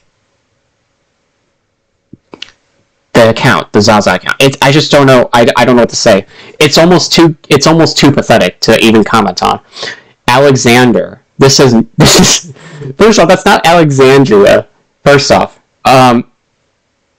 so you're stretching a little bit here, but additionally, it just feels like you're going out. You're trying to make things fit where they don't fit. It's kind of like how conspiracy theorists operate, it is remarkable. And the amount of people actually buying into this shit is fucking crazy. Okay, so here's the explanation for why they were tagged. Zaza Monka retweets AOC, troll replies to retweet with Zaza still tagged, Zaza seeing which reply directed at them, replies back, then figures out what happened and deletes, troll declares it a burner, troll echo chamber and shoes, and yeah, so there it is. I think that this is a not terrible, speculation as to what happened, but basically, yeah, anyway, but no matter how you look at this, declaring, okay, that this is an AOC burner account is a hasty generalization, to say the least. But moreover, there's a lot of evidence that suggests that this isn't an AOC burner account. The fact that the fact that they were tagged in the initial thing, the fact that the reply was within minutes, there's just the reach with this name here with Zaza, which also, by the way, Zaza is a reference to marijuana. But again, he won't actually, Migo House will not focus on that part because, it doesn't serve the interests of his own narrative. And that's the whole point of this, is to start a joke about how AOC is pathetic, running burner accounts, blah, blah, blah, blah, blah. Which, again, there's no evidence, no convincing evidence that this is an AOC burner account.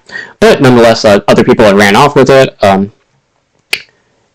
the arrogance here demonstrated by Socialist MMA is just frustrating to read. The bootlickers first off, bootlickers, seriously, denying AOC's use of a burner account right now really wants us to believe some random person would panic. Wait, yeah, that is a totally reasonable thing to assume. They had a bunch of fucking trolls like you coming into the replies, accusing them of shit, and obviously as a smaller account that can be overwhelming, so is it really that unreasonable for them to want to delete their shit or have panicked as a result of the ensuing brigade? Delete thousands of tweets. I think if you delete your Twitter account, all your tweets are gone too. Pretty sure that's the case. So all that could have been done in one fell swoop. And delete their entire account because they was accused of being AOC. Wait, how does this make zero sense? I honestly think that Socialist MMA is like on a different plane of intelligence. If you take 2 seconds to even think about this rationally, like put yourself in this person's shoes. You are a small account. You're not used to having the limelight on you. And a very large account accuses you of being something you're not, an AOC burner account in this instance, and as a consequence of that, your replies blow up. You have tons of people brigading your tweets and so on and so forth, and would it really be that unreasonable for some random person, as he puts it, to really panic and start deleting their shit? I mean, you basically, your account is unusable because it's being flooded and brigaded constantly. So I don't really blame this person. I'm assuming, I think the best assumption here is that it's a random person.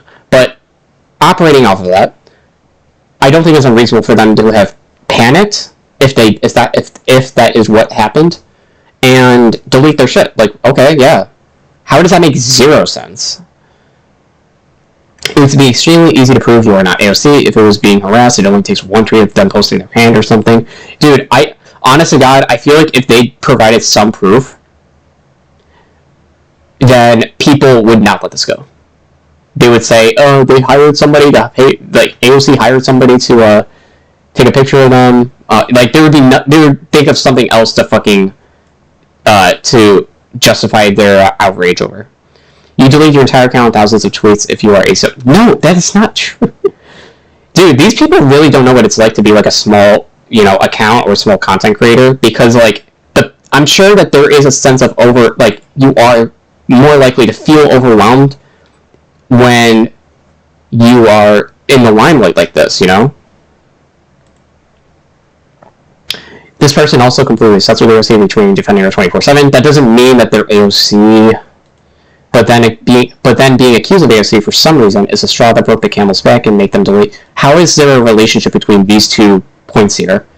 This person was obsessed with AOC. When accused of being AOC, apparently that was enough to for them to delete their account. I don't understand the logical connection between those 2 things. I think he's confusing himself.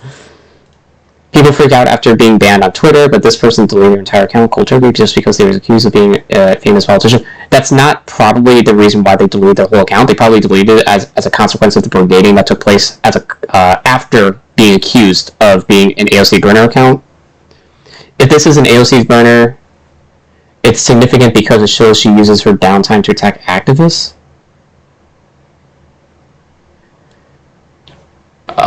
I don't know if people have the time of day to be doing that. I mean, I don't know if a politician has the time of day of doing that. This is way more significant than Jimmy Dore having burner. I mean, there's actual proof of Jimmy Dore having a burner account, which is funny, but okay.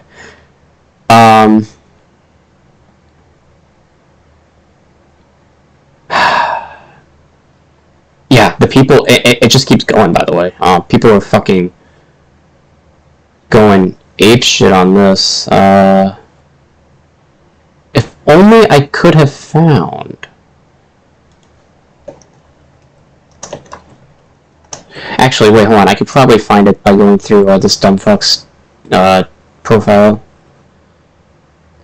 Dude, he pinned it. He fucking pinned it, dude. Also, this took place on April 1st, so the odds... So this person could... I'm not saying that this is a convincing, like, theory, necessarily, but it is a theory. This person could have probably been trolling them because they knew that there'd be outrage, but then that wouldn't actually explain why they deleted all their shit. Regardless, I don't know. It's like, whatever.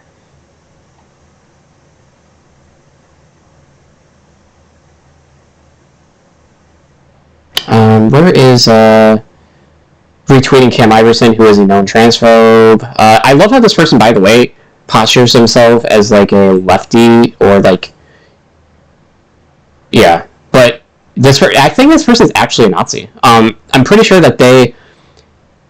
Oh, man, there was somebody back in the day, man, who was like, fuck Twitter, I'm going on Parler now. I thought it was Nico House.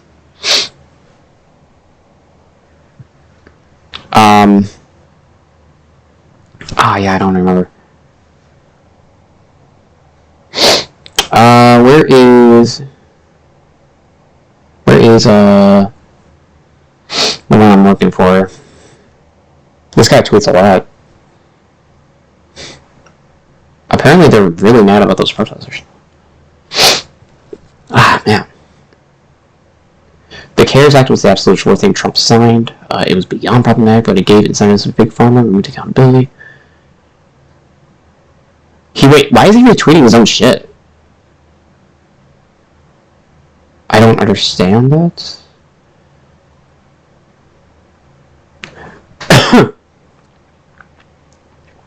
AOC's burner account is an important topic, but it's really not, though. Even if this was proven to be AOC's burner account, who gives a fuck? But it's not as important as the fact that she's willing to send money to Nazis. So this got so out of hand, apparently, that, like, he's even backing up and saying, okay, guys, let's take our attention away from that and go into something else. Like, yeah. It wasn't even what I was looking for. I was looking for... Dude, all they talk about is AOC! It's literally every day with them. I don't think they've gone a single day without voicing some form of opposition against AOC. AOC specifically. Not even just, like, Justice Democrats. AOC.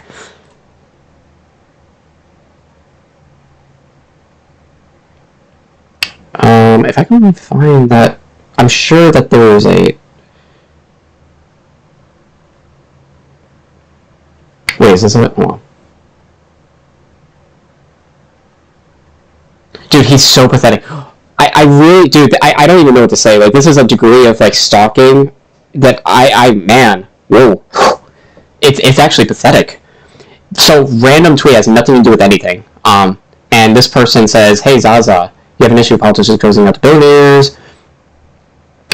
So basically addressing them as Zaza because, you know, again, it's playing off the fact that there's this conspiracy theory that, you know, she's using a burner account known as a Zaza account that we just saw. And this person is...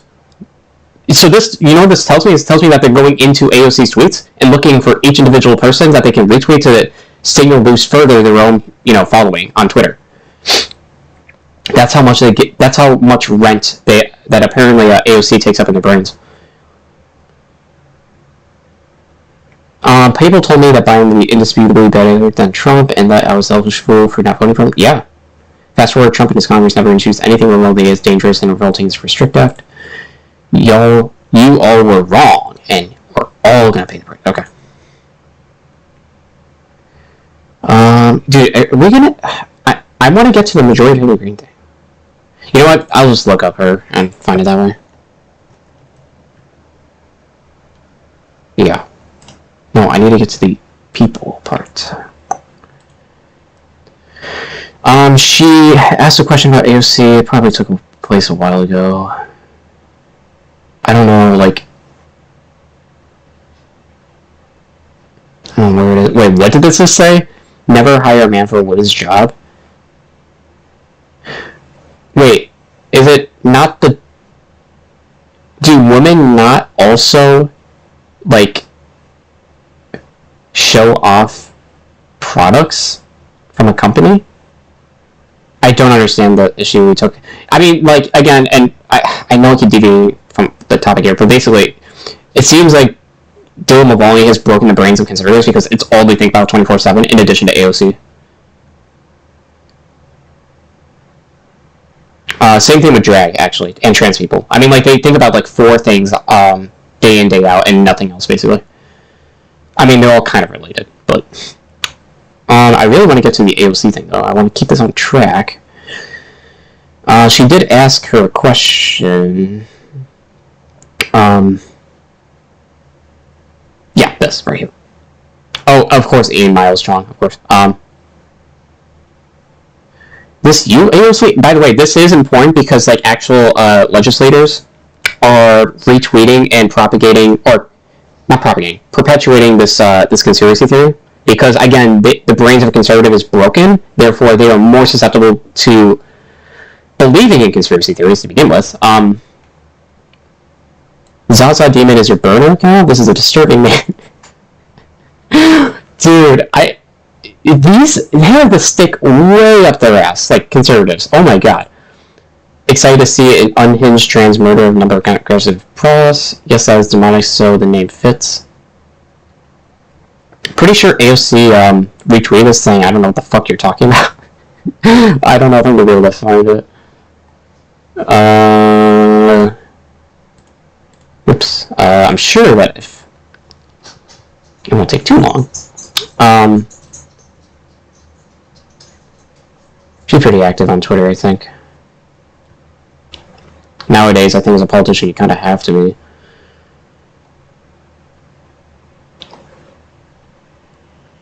Ah, man, yeah. I gotta find, like, the fucking retweet here.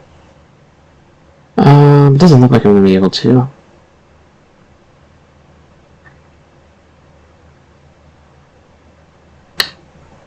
Okay, this is taking place before the discourse, so yeah, I don't know if she deleted it or what, but I thought that she had it. Could be in her replies.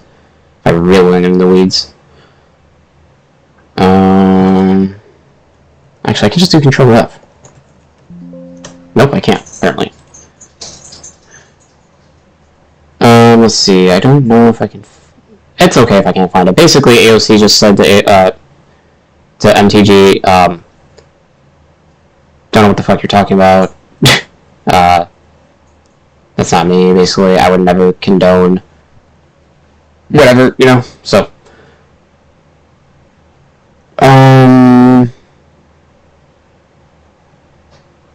Oh yeah, here we go. So this was Matt Walsh's tweet. This isn't you wishing death on me, is it? Many are speculating this is your burner account. You need to come out and denounce this kind of rhetoric, or we can only assume you support it. By the way, this line of reasoning is so so fucked and broken that basically you can apply to any person about anything. I mean, if Matt Walsh doesn't condemn or rather denounce you know, violence done from, you know, far-right groups, then basically he supports it. If he doesn't go out of his way to do that, then he supports it. Which, again, I feel like he probably would, honestly. He probably turns a blind eye. Wait, I'm just remembering now. The Nancy Pelosi husband shit, where, like, there was an attempt at assassinating Nancy Pelosi a couple months ago. All the conservatives, and I believe including Matt Walsh, were like, well, this is what you get for pushing radical policy. Like, yeah, I mean, like, these people are totally fine with the usage of political violence, especially, or including murder, if it serves their own interests, I guess. Because, again, like, human life isn't a thing that they actually value. It's more so the propagation of far-right, you know, policies. That's the only thing they really care about. But it's interesting that the stones and glass houses here really are shining a light on everything. I don't do murders, and I would never address someone in this fashion. As someone subject to a torrent of violence, defamatory rhetoric, and stalking real life, I will never condone it either. And this person, like a very intelligent human, interpreted this as saying, knows he used a lot of words, but didn't denounce it. The question here, fundamentally, is, this isn't you wishing death on me, is it? And she says, no, it's not, I don't do burners. Okay, that clears that up. and I would never address someone in this fashion. I would never address someone in this fashion also implies that they denounce us as someone subject to torrent, and then they give their own life experience. I would never condone it either. So yeah, this is a denunciation. But again, and surprisingly, a lot of upvotes. I guess the crowd came and brigaded here, but okay. Again, a different reality. They will see what they want to see. They don't care whether or not she can denounces it or not. They don't care that this is not an AOC burner, even if she comes out and says it's not mine. At the end of the day, they have their own narratives to propagate, and will continue to do so, in spite of clarification provided by anybody, whether it's data or somebody coming out literally saying it's not them. It literally doesn't matter. They will come out in the droves, and yeah, like literally, sure you wouldn't. Yeah, so basically it doesn't matter whether she comes out and actually admits to something, because at the end of the day they have their own conclusion they wanted to arrive at. And so, I mean, that should really tell you that they don't care about reality. You know? Like, they don't care about objective fact, they just care about their own narratives. That's it. Oh, man, I need some water.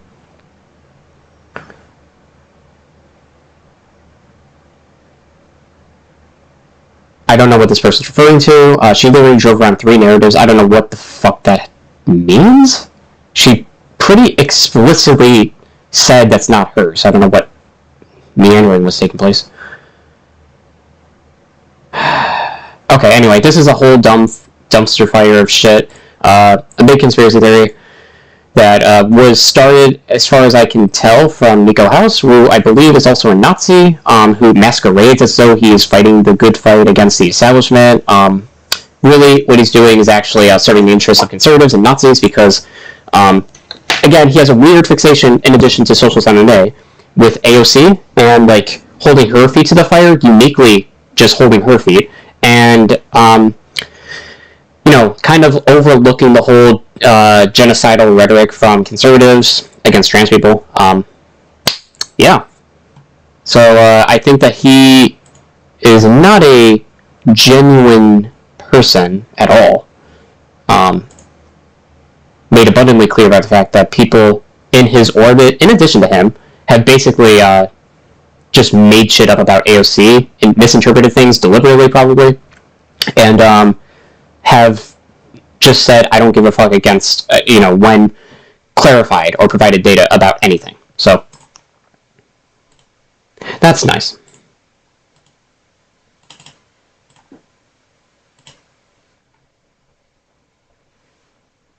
Again, like, coming to the quick conclusion that this is a burner account off of literally the pronoun I, even though it was adequate, given the fact that they were tagged in the tweet, it's just like, I don't really know how to describe. Like, it's just so obvious to me, at least, that this was conducted for the purpose of creating like a psyop, you know, or like maybe not. I don't know if psyop is the right word, but like making a whole spectacle of something that isn't actually a thing.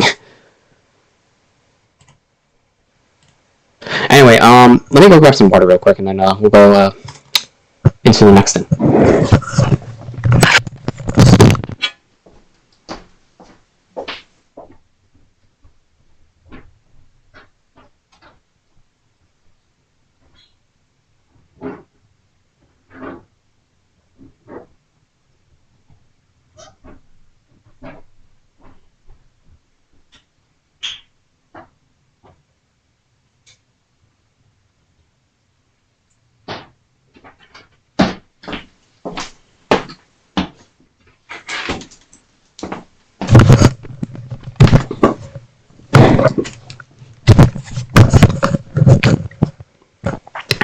Okay. So now we're going to play some City Skylines. Oh boy, yeah, I'm psyched because I've been like obsessed with this game recently. Man, my throat hurts a little bit. Okay, let's see. So the first thing I have to do is open the game. Actually, no. The first thing I do, we will change the title here.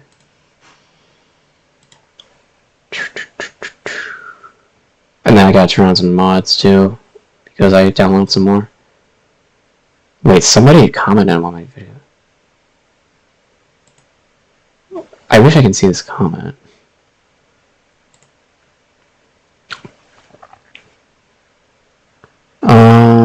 Damn, what is that? Transphobia is a myth created by trans people and activists to stop dialogue because religions don't allow debating. Just shut up and believe. This is a comment somebody made on one of my videos a month ago.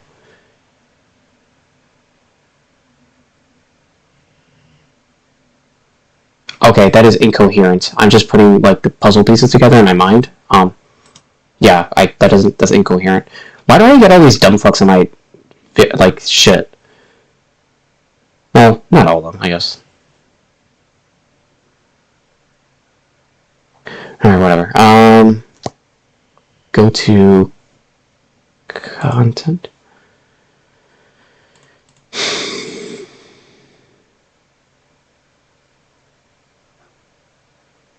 Okay, let's edit that.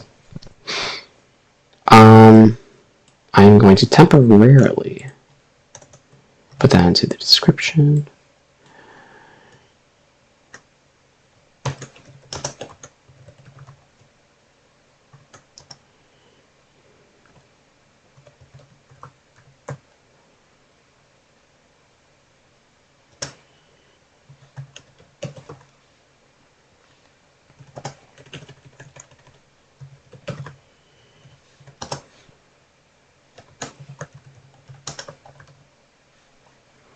Alright. And then let's change this to gaming.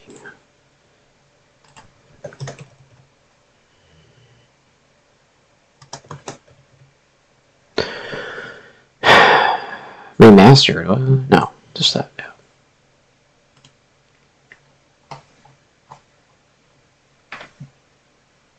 Alright, let's do it, boys and girls and MBs. First thing I have to do is apparently probably change some settings around so that way the performance of that way we're not taking too much CPU usage.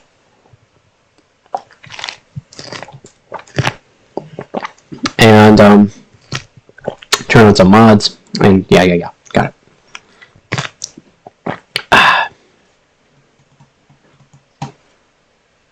It's gonna be a little weird playing on the laptop though, because I'm using a bigger screen.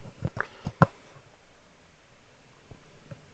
played on this laptop, man, a couple years ago. I was so bad at this game. Obviously, I'm better at it now, but got it. Some of the mods are currently installed, maybe for different versions. Oh, that's fine.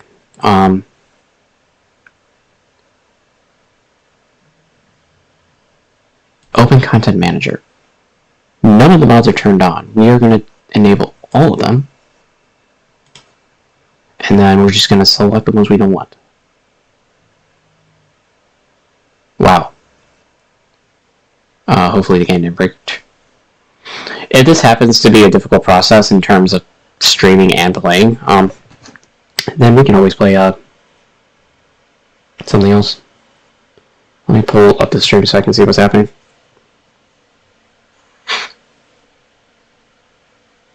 Alright, cool. Put this right here so I can look at chat, if anybody cares to talk. We are going to turn off hard mode. I know you can't see this, that's fine. Life cycle rebalance will keep. The realistic population we will get rid of.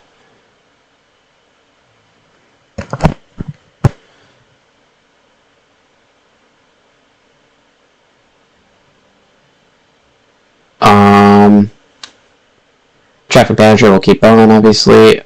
We'll get rid of unlock all. unlimited oil and ore, we will get rid of that. Unlimited soil, we'll also get rid of that. Everything else looks fine. Yeah, that's good. Network skins, network anarchy. Move it, life cycle. I want to keep that.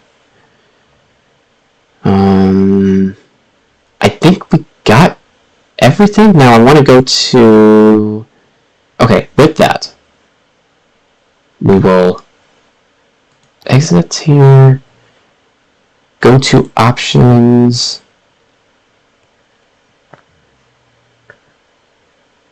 I kind of want to disable anti-aliasing. Tough to say. Where is, wait, hold on. We need to go to TMPE. Go to, actually some of these I can't edit until I'm in-game, which is totally fine. I'm going to want to explore the hotkeys for TMPE, probably later. Hide it. Are the same things? No. So we're going to have to go back in. That's totally fine too. So I would like to hide ads, billboards, smoke, Steam, and I would also like to hide... I kind of want to hide wildlife, but... Trooper button we can hide, and... Sorry, I know you can't see this, that's fine. I'm going to be exiting out of this in a minute anyway. I want to hide the pollution. Gotta find that. Wait, dirty watercolor, yeah, I want to get rid of that. Grass pollution, ground color, yes.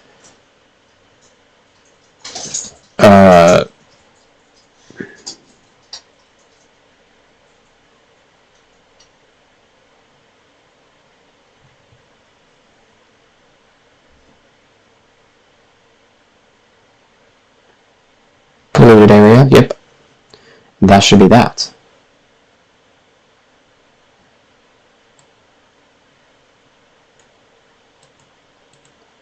Okay.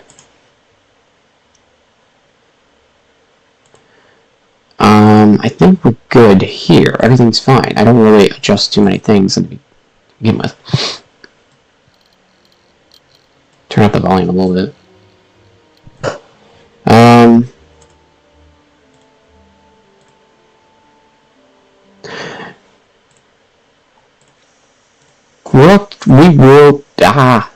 We will turn down the texture quality to medium. Keep that fine. I think that's fine.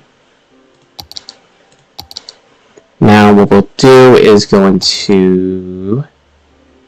Actually, I think we're done, so then we'll just exit out. And then when I get back, we'll start a new game. We'll play till whatever, you know? Alright. Usually it's a good idea to leave the game and then come back for the mods to take place. Alright, let me change... Actually, I'll wait till like in the game. Hopefully this doesn't hopefully it doesn't break my computer or anything. Because this laptop is not as like much of a beast as obviously my desktop, but unfortunately streaming on the desktop is a little worse. So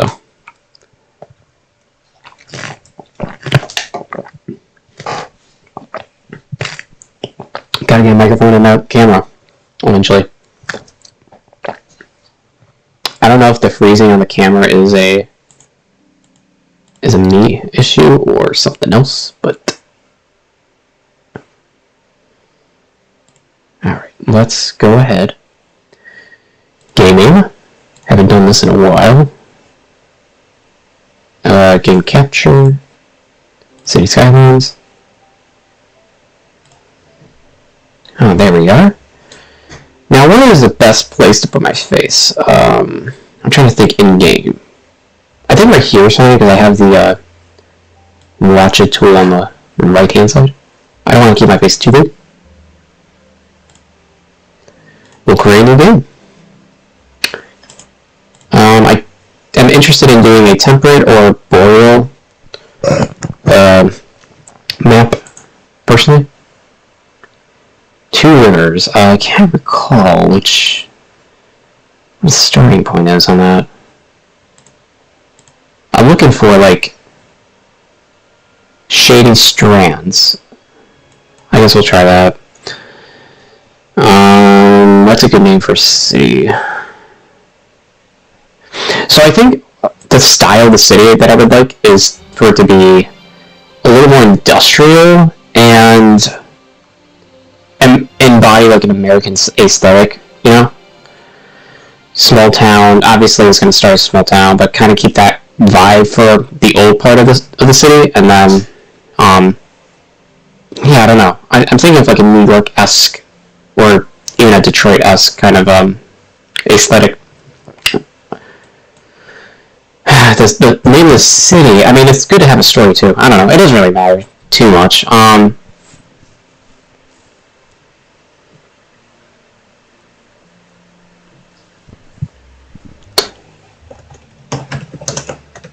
Mitchell Point, named after Donovan Mitchell, who was a beast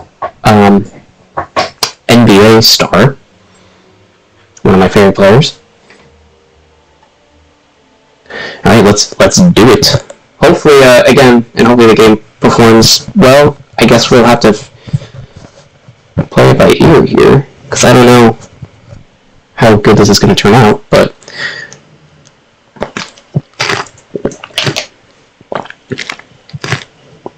If the performance is good, I'll turn up the texture quality, but we'll see.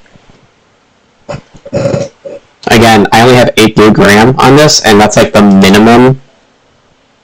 The recommended is 16. And plus, I have all these mods and shit. Like, it's probably going to be a sludge.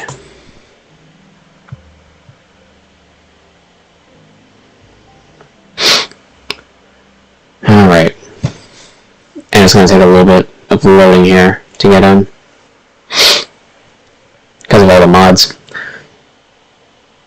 I also just got a recent mod that was, you know what, I should probably see if I was actually subscribed or downloaded.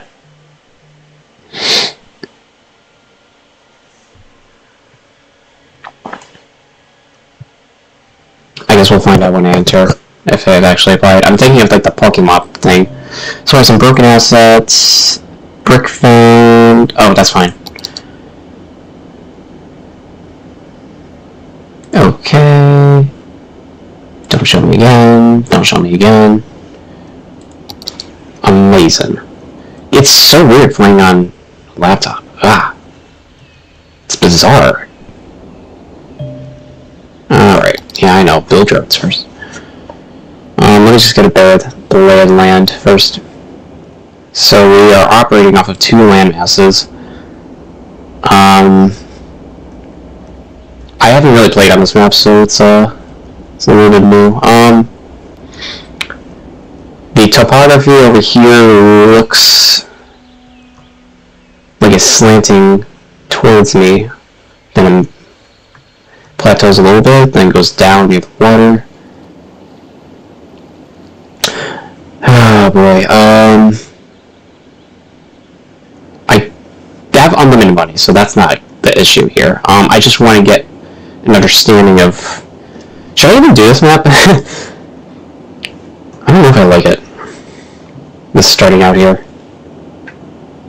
It would make logical sense if I were expanding mode this way, right?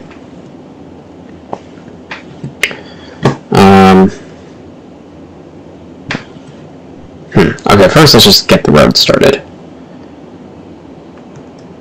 Move that over here. And I would like to resize this if I can.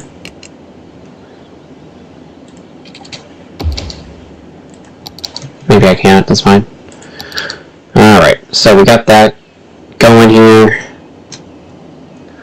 I don't know if I like this map actually, because I don't like that it's like 2 land masses, you know? We're just gonna make Mini Dragon.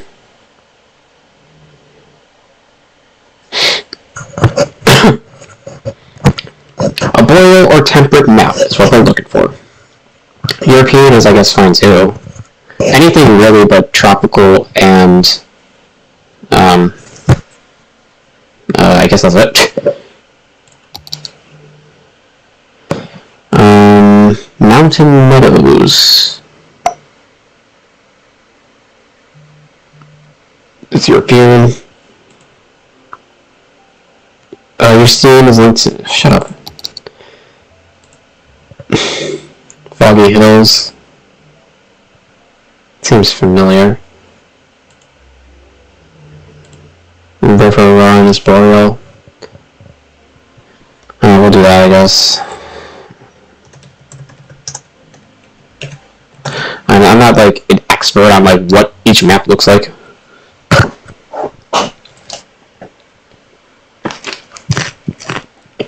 It's definitely going to be this map, or boreal maps in general, are just further north, you know. So this is going to be that kind of aesthetic, which is totally fine. I kind of like the aesthetic of like Washington State and Oregon, you know. So.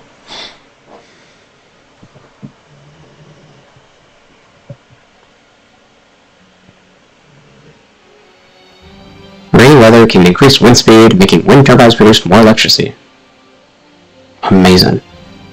So wind turbines and like a boreal map would make more sense, right? Because I think boreal maps have more rain, unless I could be wrong.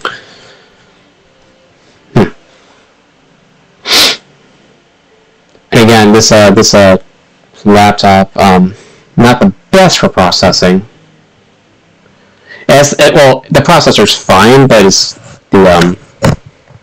the RAM that's the issue here.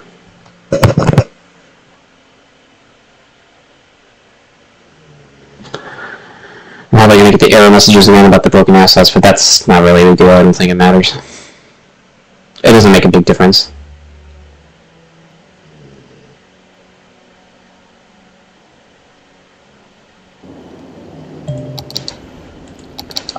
Okay. So we got 2 openings. Again, 2 land masses. It might be better to start off over here, right on land.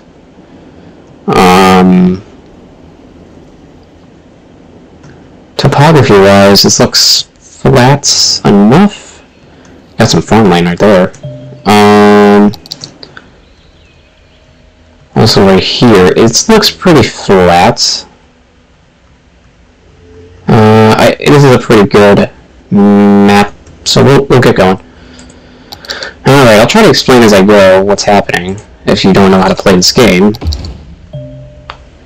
Wow, that was odd. First and foremost, I have a mod that,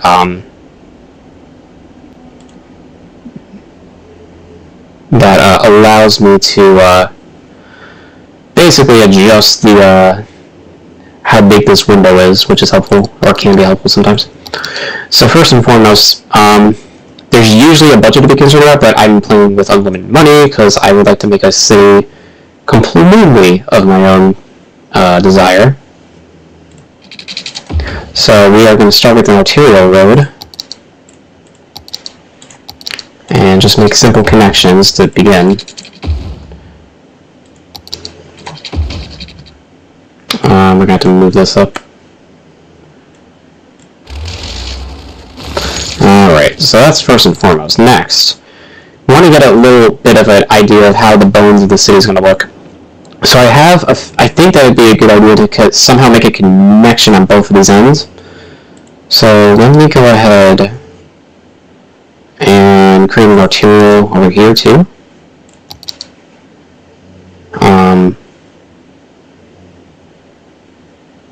Make sure there's enough distance between the two.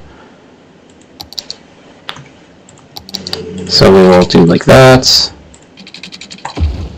Beautiful. And then just switch the direction here. Alright, so, I would like to have an arterial running down this vein. We have some topography things going on around here. It goes down. I don't think the connection being made is right away is important, but getting the bones of the city would be vital. I just want to see what this would look like. So we have a straight shot. It slopes down pretty well, and then bridges across. I would like to adjust the bridge. Make it a little more in the center. I think that's more of an appropriate place. Huh. Maybe we can just grab a node and move it? Nope. Okay, that's fine. It's just my OCD flaring up. It's not necessary. We have a little bit of a topography issue there, so that's not a big deal. I would like to make this connection clean, so we're gonna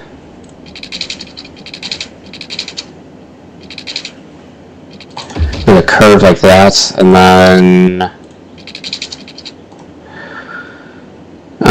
we have to pull it back a little bit.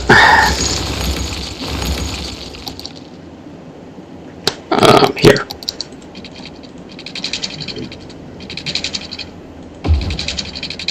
And then we can make this straight.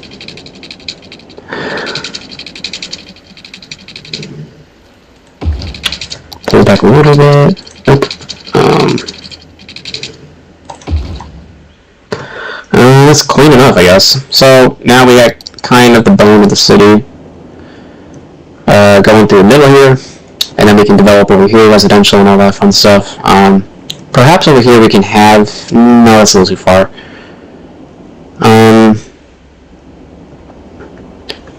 I think there's more demand for residential commercial than there is for industrial, so we're going to build off on the left hand side the what am I trying to say? The residential and commercial. First and foremost, I'd like to build a roundabout. We're seeing some funky things with the camera here. I don't know what's going on there. You know what? We should probably have our go like this first. I'm gonna bring in one prior, and then for it to meet up. One prior, meet up with that node.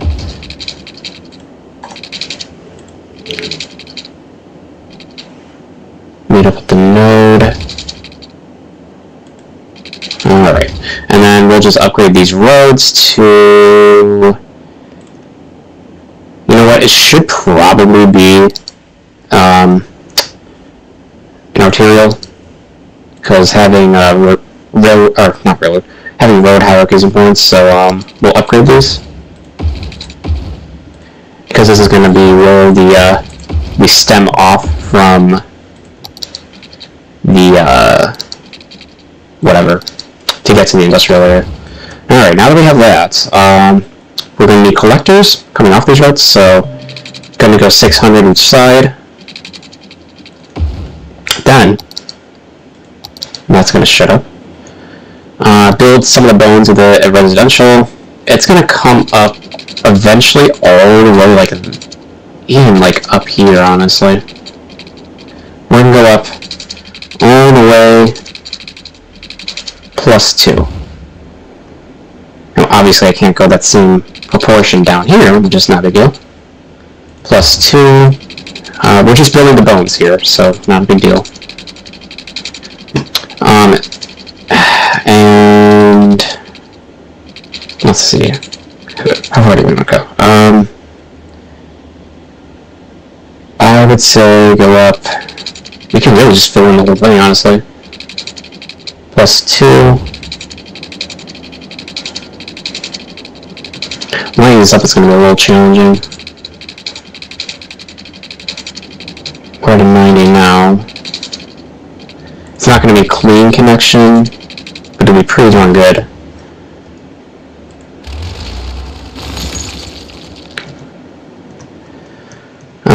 what, this grid is not proportional to what I would like. Let me take 1 second to readjust that. I have a specific grid in mind, so this is why I'm being particular. Like that. That's exactly where I want it.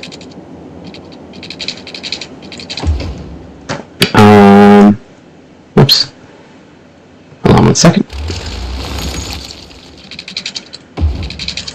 Perfect. Now we have the grid. This is where the residential and all that shit's gonna be built up. Then over here is where we're gonna have the industrial. I'm far enough away here where I can build, like, the... We're actually gonna go... Hold on 1 second. So that's 5, 10... We're gonna go 15 tiles?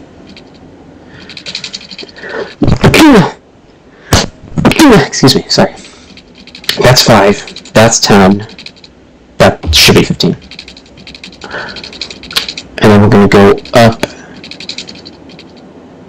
I'm trying to think how many things we got here. 1, 2. No. 1, 2, 3, 4, 5, 6, 7, 8, 9. I think we go up 1 more. Does that give me 10? 1, 2, 3, 4, 5, 6, 7, 8, 9. Yep, okay. So we got the appropriate amount there. This is the little industry area that is really fine. 960. 960. Go up the appropriate. There we go. We're going to actually build... we're having some funkiness issues here, but that's not a deal. Right now, I could do one or two things. I can either go underground or overground. I'm thinking overground makes more sense. Go up 3. Carry up to the last possible tile. There's that. 1, 2, 3. Make the connection like that with the sidewalk, so that way people can walk to work if they so desire. That's a little funky. Yeah, I'm gonna have to live with that because of the incline right there. There's not much I can do about that. There's just topography issues. Not a big deal. And then we'll do the same side over here. So 1, 2, 3. Go up 1, 2, 3. Then lead all the way. I could put anarchy on and really get crazy about it, but whatever. I'm not going to let perfect be the enemy of good. So now that we have some of these connections made, let's start building out the grid.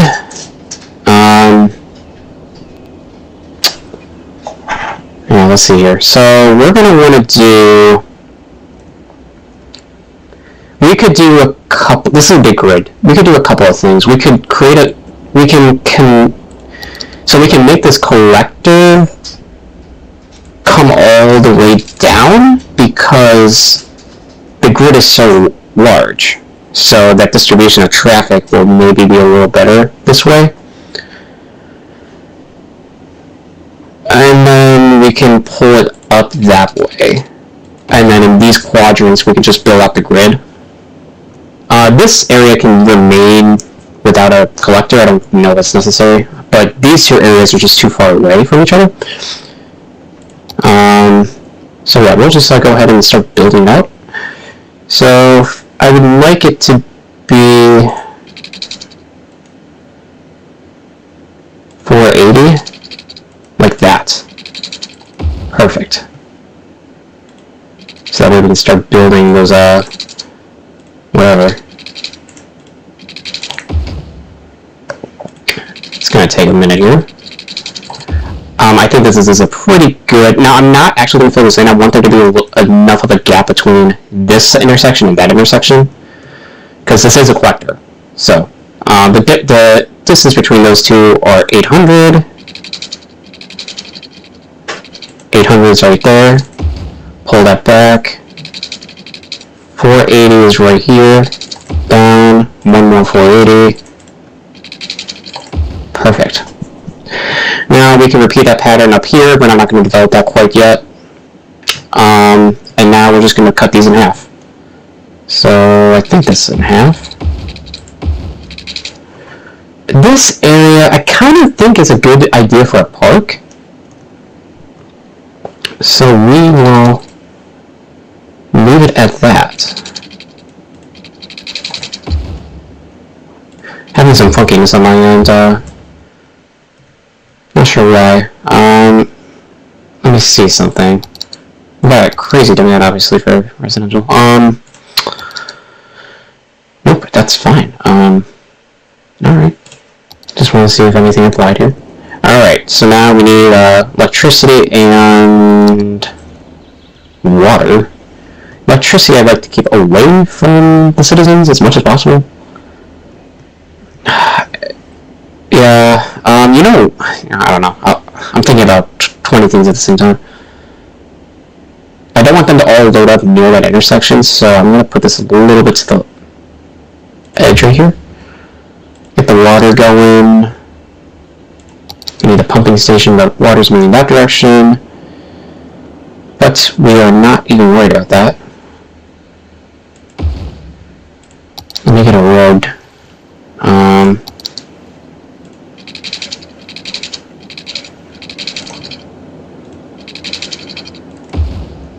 Make this look a little more realistic.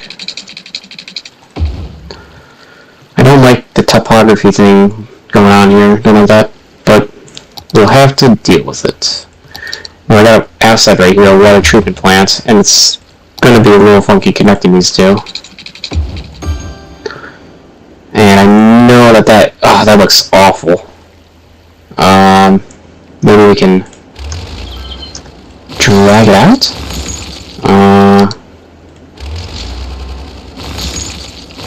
Where the topography looks a little better. Let me see.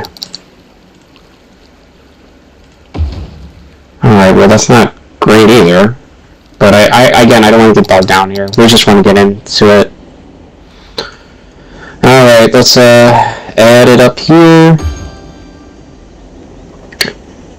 Hello, Lucky Koba. I can see you. Alright. Now we're going to put the water pipes under the road, because that's how it is in real life. We don't need to actually worry about that lane. That's fine. I'm going to cut through here and just take it all the way down. That covers quite a bit. Alright, let's go down this collector. Get the outside edges. Eventually we're going to fill that in, obviously, with some grid, but in the meantime we won't necessarily need to do that. And we got some untapped shit right there, so I'll fix that. I'm actually going to run this through because, again, I have an idea right there, and I think it's going to be a park. So they'll need water in that park anyway. Alright, next is obviously connecting the power. Actually, yeah, connecting the power right now. We could use these. They look a little bulky, not gonna lie. Also, why can't I rotate it?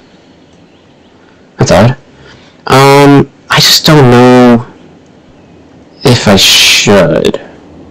They're pretty fucking big. These are also big.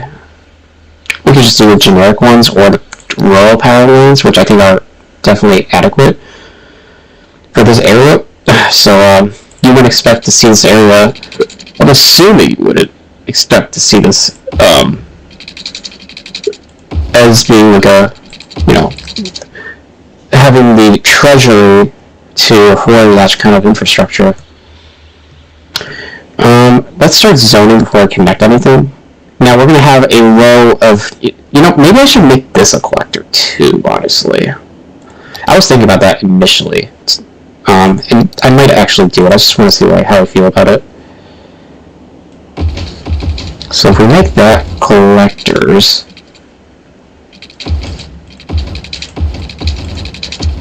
and then change this back.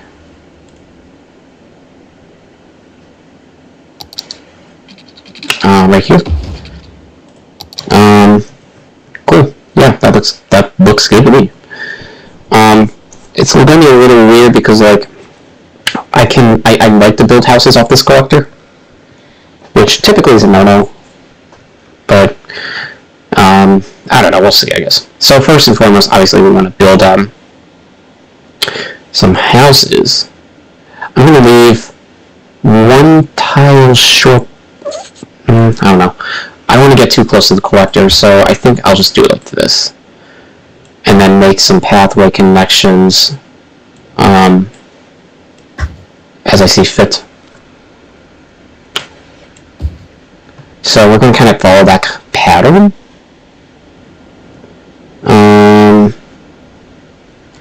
don't know what I'm going to build along this vein. I guess we could just build houses too. Let me just get the ball rolling so that way I can know where to place my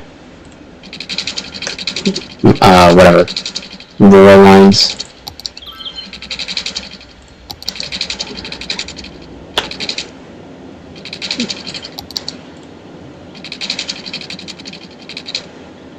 Perfect, that's exactly where I wanted to go. Where it's not disruptive. I was thinking kind of like including it into like the actual city, like having these lines go around, but that's a little problematic, and also doesn't let the houses grow naturally. So, alright, so we have some houses building now. I want to leave these open for path connections. So like where we can build some like what am I trying to say? I don't know what I'm trying to say. Paths, like, you know, like sidewalk shit, like that. Got some weird stuff going on there. Now this is a little unique because we don't have the 2. 1, 2, 3, 4, 5, 6. Yeah. So we'll have a 1. This will be a little bit of a narrower connection, but that's okay. Now, I think that these many zones should be enough to reach Little Hamlet. I don't even know if I'm going to have to go on the other side, but we'll see. So let's start fast forwarding a little bit. I don't know why I have that asset on. I thought I got rid of it. Alright, so we got some houses popping up. Cool beans. And in fact, I noticed a connection that I could have made that I didn't. I will now, though. We can definitely have a connection. 960. Alright, whatever. Well, yeah, I want to keep these distributed evenly. So let's go ahead and go up 3. And the difference between here and here is 1140. 1, 2, 3.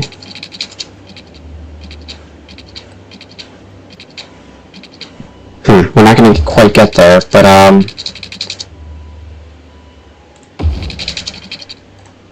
would like to make that connection.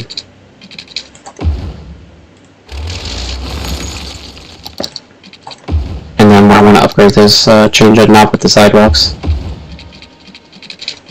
Yeah, okay. So now we're seeing some demand for commercial. We got this nice neighborhood coming along pretty well. Again, the theme of this map... Oh wow, people are coming through that way. Well, that's certainly a choice people can make. the theme of this map is I want to embody kind of like a pine aesthetic, something you would see like in the west of United States. That kind of aesthetic, which, you know, is one that would adopt a like forestry style economy. We don't really have those resources available to us quite yet. So having a industrial area would probably be appropriate for the time being. Obviously, I can't set district zones or anything yet, so we'll have to wait. But in the meantime, we have some people popping in, and we definitely have a demand for commercial that I have to satiate. So let's get into that. So I have ploppable Ricos on, which we're going to have to really get in here and probably change some shit.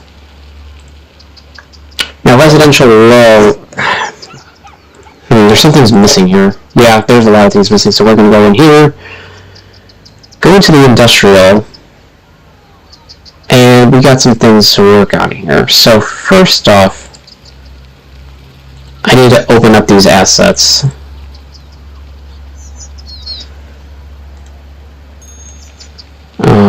Add locals to each one.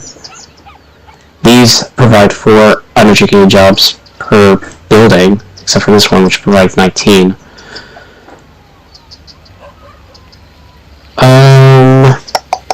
Trying to see what would fit the vibe here the best. Obviously, we want to add the ones that I downloaded. Add local. This is level 2, so that makes sense. I'll put 2 on that one. In fact, I'll just make that a 0 value, put 3. Because if it's a level 2, it shouldn't require well-educated.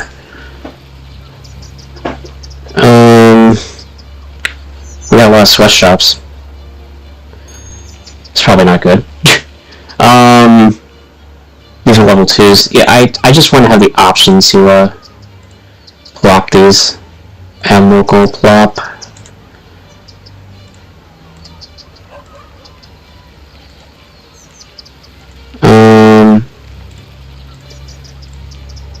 There might be a faster way of doing this, but I don't know what it is. I really want to get into the, what are the ones I'm thinking of? Yeah, these are it. So, add local, save and apply, add local, save and apply, and we'll go down the list just a little bit, not all of them.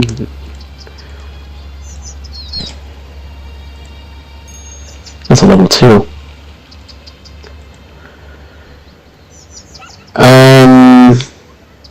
Yeah, we're gonna use some wall-to-wall buildings on here, so yeah.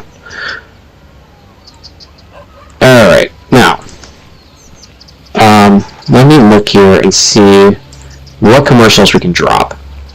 So I am pretty finicky about what is plopped down for commercial. So I would like to have a variety of things. So obviously first we need to have a gas station. Let me see if I can find 7-Eleven. No, it's in commercial.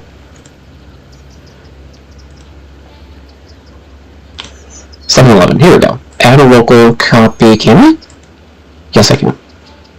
Perfect. 6 uneducated jobs makes complete sense to me. In fact, I might even add 2 educated. Chick-fil-A requires 5 educated jobs. I knew I would have to adjust this again.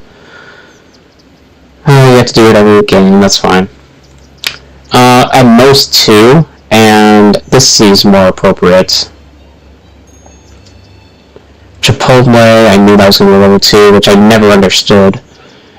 Add local, we'll change that to level 1. And this should have really like 6 and maybe 4.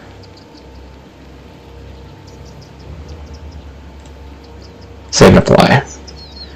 Commercial wall to wall.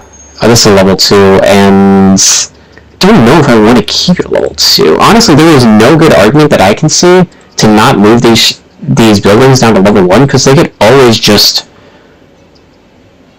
level up, you know? And when you plop them down, they become historical, so it's not like it's going to change. 2 educated makes sense to me, but I think putting another 2 uneducated would be good. This wall-to-wall, I don't know if that looks good wall-to-wall, but I guess we'll find out. Daisy building, that looks aesthetically pleasing to me, and kind of matches the vibe. We need some uneducated people in here, so I'm going to put 4. Family Dollar is 15 educated. And it's a level 1 from the author. We're going to add a local here. And change this to, I don't know. This is a larger store. If I were to guess, I'd probably say like 10 uneducated and maybe 10 educated. Don't have to put too much thought into it, just kind of do it, you know. This rightfully looks like a level 2. And it looks as though it houses a lot of jobs. But I do want to match the style of the city. I don't know. I'll still add a local, so that way I have at least the option to.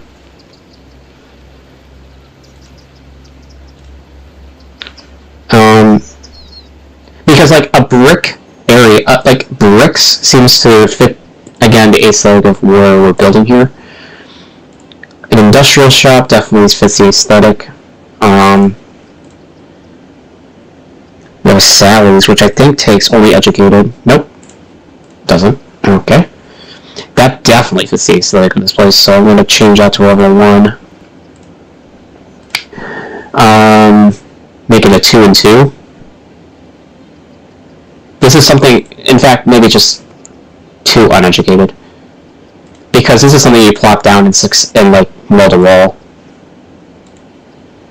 That seems more of a downtown kind of area. That seems fine. I just want to have the option to build there. Mason building. We'll change that to a 1. And I guess move that to a 4. 4. And then have no college grads on that. This seems like a big building though, actually. Maybe I'll change this to like 10 and a 5. Because I want to be able to plot this appropriately. Now down the line it's going to get a little weird because like people will be more educated, so these buildings are going to be like kind of like more useless. Add local, I just want to have the option. And these should all be level 1s. All these modular ones. It's kind of annoying I have to go in and even do it.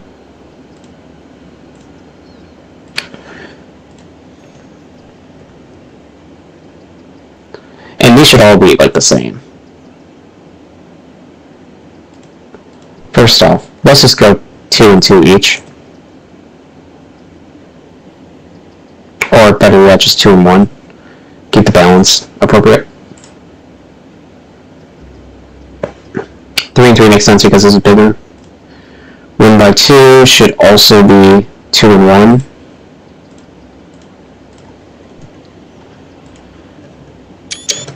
No, I don't want to take a screenshot. And local. This should be 3 and 3 again.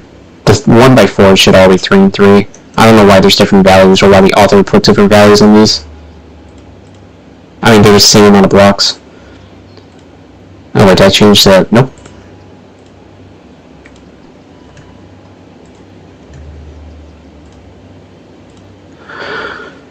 Let's make that a level 1. A 2 and 1. Add a local. This is tedious, and I probably should have, there might be a faster way to do this also, but I'm not sure what it is. 3 and 3. The 1 by 4s are all going to be 3 and 3, I think. The 1 by 2s will always be 2 and 1. So that way we have some consistency here. We don't have 2 anymore. 1 by 4, that's once again going to be a 3 and 3. 1 by 2 will once again be 2 and 1. We're just alternating now. Alright, we are almost there, guys. Hang in. 1 by 4 is a 3 and 3.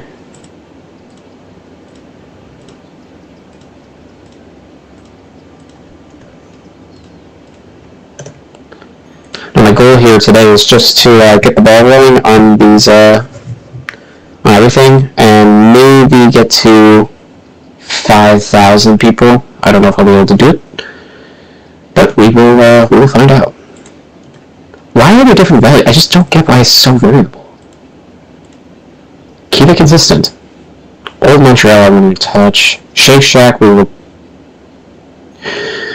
Again, I don't see it, and I don't see why any of these low dense commercials should be level 3.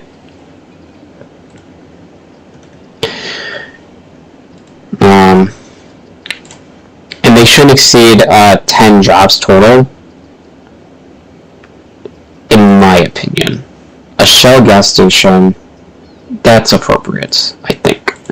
But I would like the option to lob it.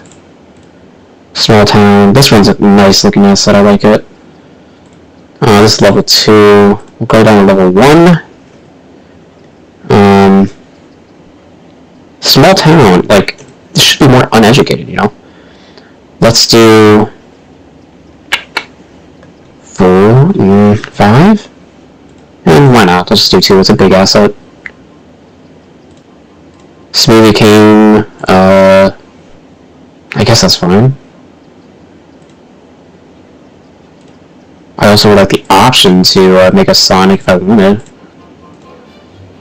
Alright, hold on. This one can be a 2, and this is so arbitrary, by the way, it doesn't mean anything. I'm kind of trying to go based off of how many tiles that, how many blocks it takes up.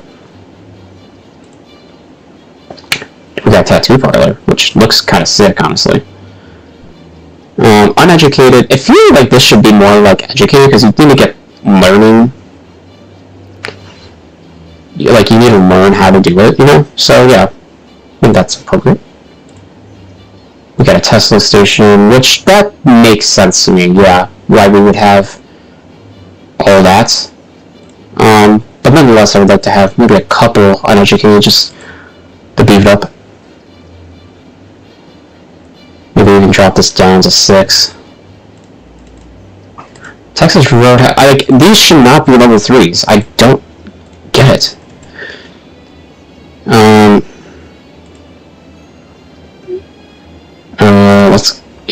That's fine.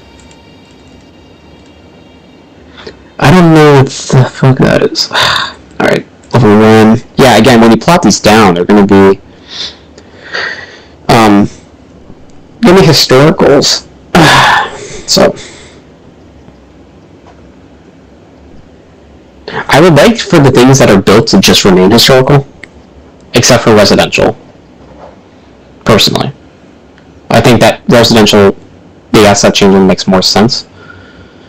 Yeah, that should be level 1. This should definitely have, I mean, it's a tall building, so it should have, at the very least, 6 and 4.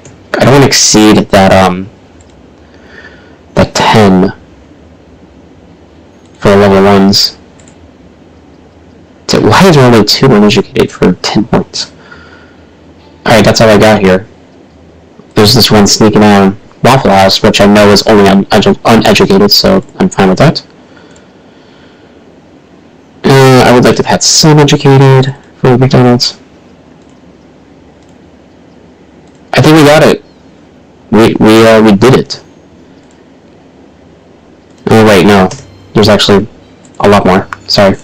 We won't spend too long on them. I'm just gonna unlock them, so that way we can have it available to us. This should not be level 3. This should be level 1.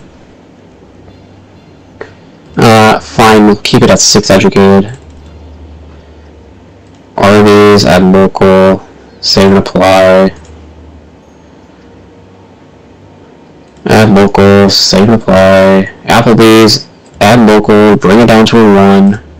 Should never be, nothing low dense should ever be level 3 to start off. I'm okay with having this 5 and 5, even ratio. Black Angus Steakhouse. Let's drop that to level 1.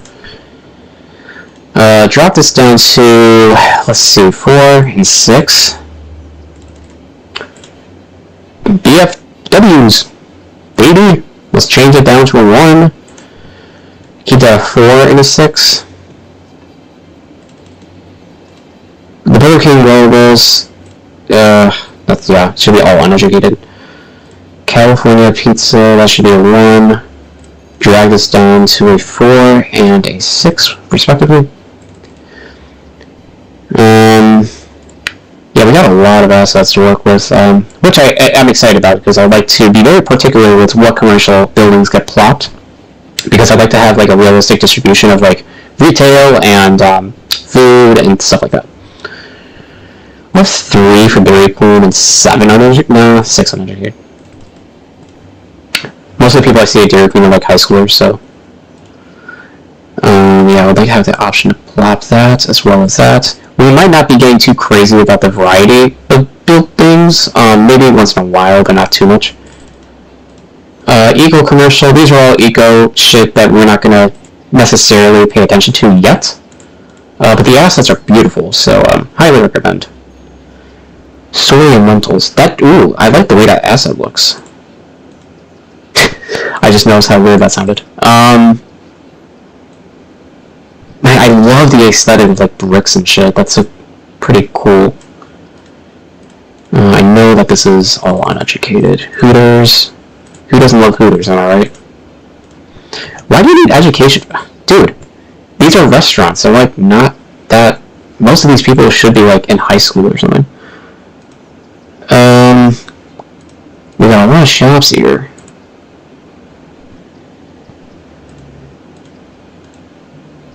Okay, the globals here are... Let me add one here, because I'd like to place... I would like to be purposeful with the way, with like where I place these gas stations. That's going to be important.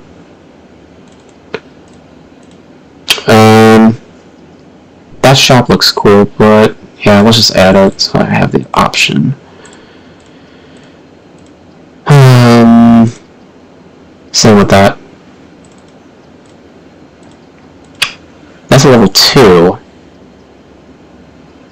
Again, when we plot these are going to be historical, so that's fine. Again, I want to be very purposeful with where I place these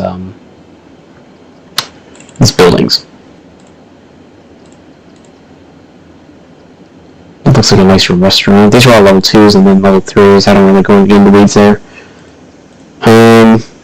Main Street. I don't remember getting that asset. Well, I guess we'll add it, regardless. Only 2 uneducated. Well, no, that's fine, actually. Keep it. Alright, and then we did all that, and then we did all that. I think we're good, guys. I think we're good to go. I'm sorry that took as long as it did, but I think it's gonna be good in the long term, because I like to have very purposeful building placement in the commercial area. Popeyes, I don't know why you have 12 educated. We'll just do the typical 4 and 6. Yeah, that's fine too. Pit building. Oh yeah, I would like to have the option to place that. I only have 4 gas stations. Well, I guess technically 5. But okay, we're gonna embody everything we just did and now start placing shit. So you need the this is a mod that I have. It's called Ploppable Rico Revisited. We're gonna place these along the collector. Now the problem with that is that the people coming in here are gonna have to take a left. The they'll be on this right side, and I'm plopping these on the left side. So they're going to have to make a U-turn eventually, and they're probably going to cut through this neighborhood. So that's going to be problematic for that reason. I would like for them to be able to simply just like put it in, make a U-turn right there, and call it a day. If we go into traffic manager, that's pretty fast. Let's see. Where may I adjust the... I'm trying to see where I can probably like adjust the U-turns. This is the first time I'm opening up Traffic Manager ever.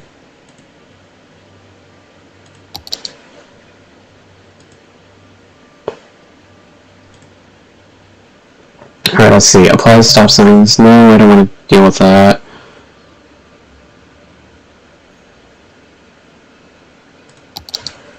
This is interesting. I wonder why the speed limits here are 40. Oh, duh, that's the default, obviously. Alright. Okay, I don't want to get too much bogged down here. Let's just start plopping shit. Alright, let's just start plopping shit. So, obviously we need to have gas stations, so let's first and foremost plop a gas station. It's a car wash. Alright, we'll plop that right on the intersection. That makes logical sense to me. And then let's go ahead and put another gas station.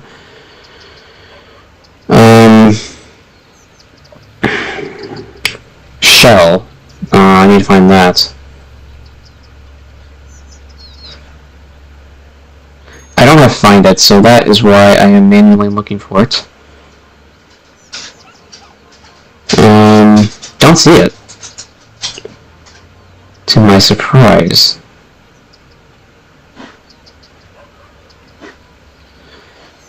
I don't want to put the Costco down because that's going to be not appropriate there. Let's go ahead and go to... Let's go back here. Show. Here we are. Yeah, I should have the option to plop it somewhere. But I don't see it. I only see... I don't see the one I saw there. Interesting. When you have a local copy, you should have the ability to plop it. I'm not seeing it here, so we may just have to rely on the growable. I also don't even see 7-Eleven. Now that I think about it. Well, that's fine, I guess. Let's just go ahead and plop anything else. So again, we want to embody that, like, old town sort of aesthetic. So to do that, we can plop some of these buildings. I'm going to create a degree of separation like that. And then what we'll do is add another building. Kind of make a corridor here. I think it'll look really nice.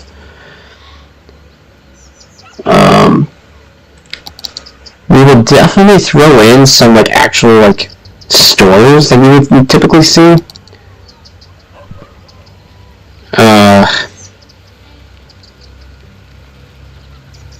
Because that is also realistic. I'm trying to be very purposeful. Again, that's the way I place these stores. We can do the... as a matter of fact, I'm not seeing a lot of things. Ah, here we are. No wonder I couldn't find it. Okay. I think I was in the wrong area. That's weird. So we should be able to see now more things. I would love for there to be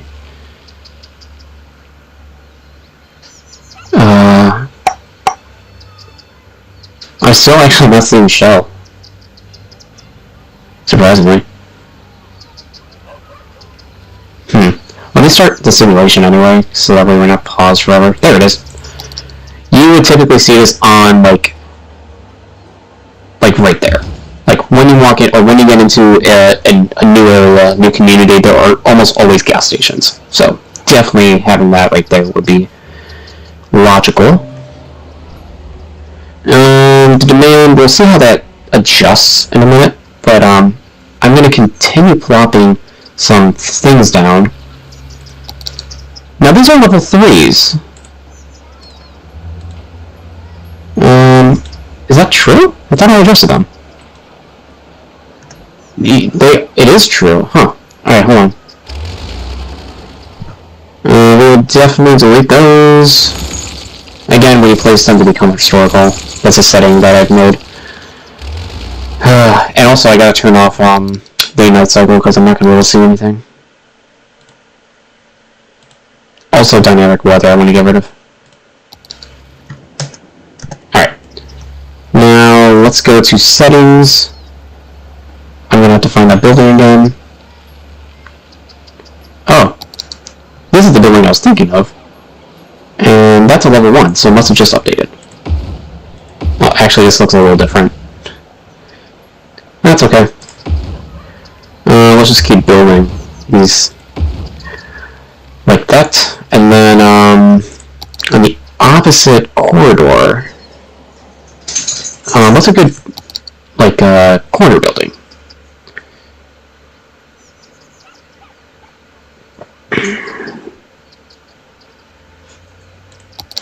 Again, definitely being particular with the way I am plopping shit down. I really care about the way the city looks, so especially in the beginning.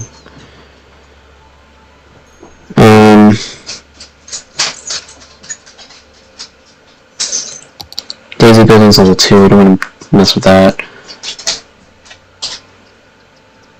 Typically you're going to see like these small generic buildings in small towns with occasional actual shops, you know?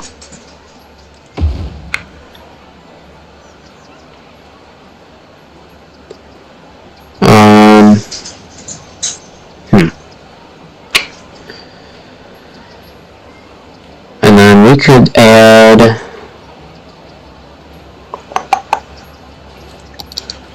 that, and then we want to have something skinnier. That's a level 1, so that's good.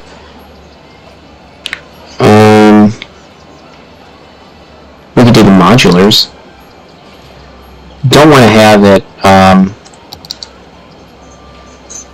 be right up against that shell.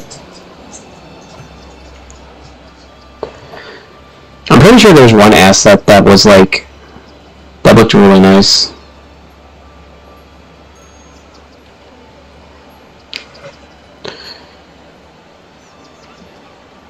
Oh, I'm going crazy, that's fine. We'll plop that down, just call it a day. I don't want to get too bogged down here. Alright, so looking good here. Now what we're going to do is start plopping, actually, yeah, we're going to start plopping industry. Now, industrial is going to look pretty similar here. It's going to embody that Brooklyn style. So we're going to go like, let's see, what do we want to do actually? Doesn't really matter necessarily. Having that there, and then going like 1, 2, 3, and then just go down the row like that. There we go, we got a nice little row, all uniform. That makes sense. We got some water technical difficulties. Ah, that's why. So traffic is not looking great here. That's because there's lights. Definitely want to turn those off.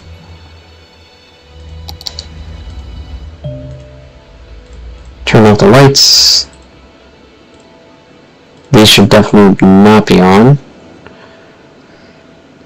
That should not have any, that should not have that.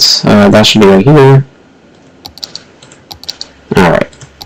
Cool beans. Alright, now we're looking good. Hopefully traffic clears up a little bit. We're at 82% to start off, which is really, really bad.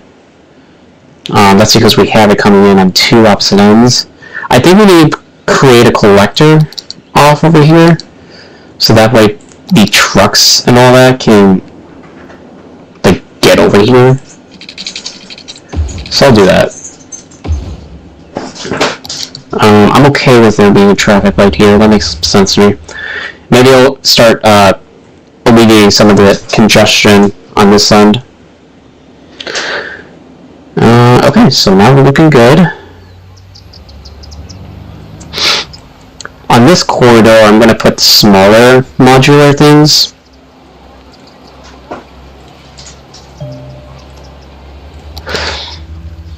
So, yeah, we got that going.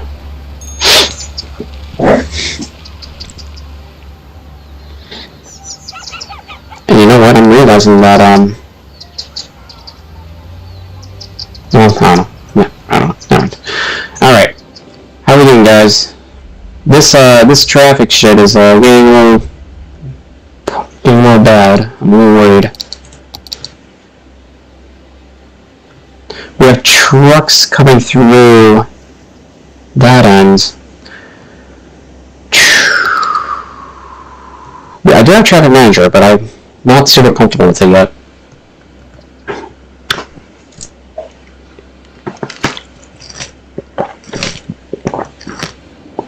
Oh, we got more residential demand.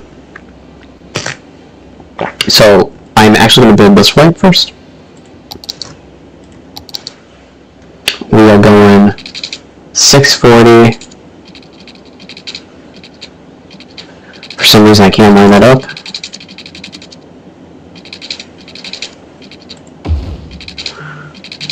Alrighty. And then another 640. Right? Yep.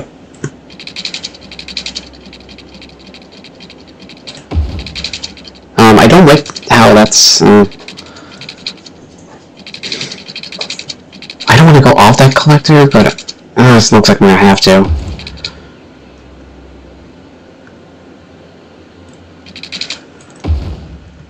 We'll just, what we'll do here is, prioritize this road.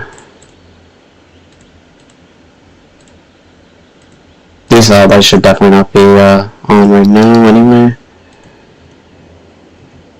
Oops. Alright, and then we'll take Willow Street, priority.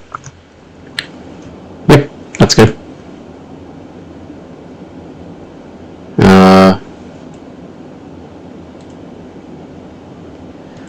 Alrighty, we got a lack of education in this building.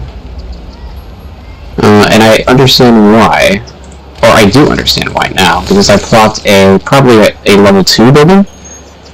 So instead, alternatively, we will just put a, something that doesn't take up a lot of real estate. Needs to have a 2 block. BFWs? That makes sense. We need more food areas, or options rather. We got Sally's over here. Shut up. Got Sally's, we got this shop right here, we're just working on level 2. And all these brick buildings, which are all presumably retail. So yeah, definitely this is appropriate. We got insane demand for residential, so we will satiate that by zoning appropriately.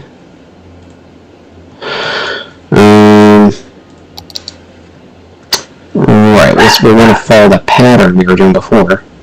And you know what, I'm just realizing that this is working off the collector, but that's okay.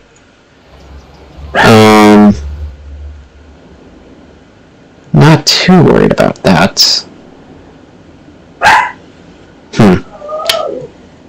I could also just keep zoning over here, which I'll do first.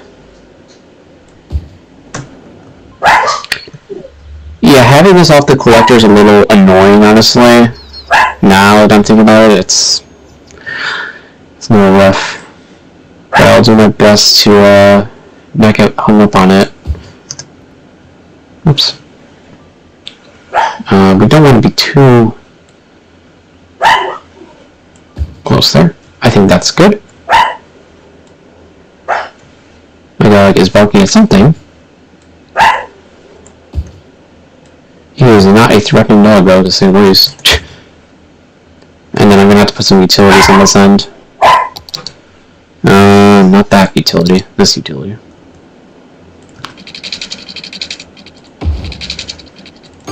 And we got that gap there, which is annoying. Alright. So we got some houses getting constructed over there.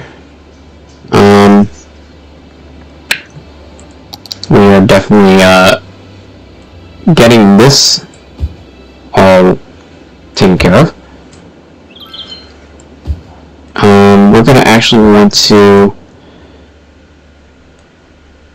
D-zone here because we want to have those pathways. Having pedestrian access across the neighborhood is actually really important. So I'm going to make sure we don't leave any stone unturned. Now this looks a little different from that grid.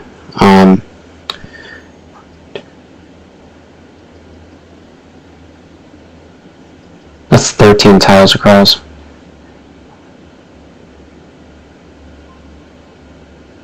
That's 14, so that explains the discrepancy. Ugh.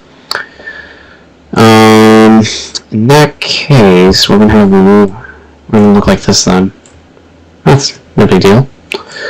Sometimes there'll be deviations from the grid, and that's fine. I mean, like, it doesn't have to be 100% perfect. And I'm just noticing now that this is also operating off of the collector. I should probably make this actually downgrade this. In fact, I can really downgrade all this. The only thing that really should be a collector is this vein up top like that.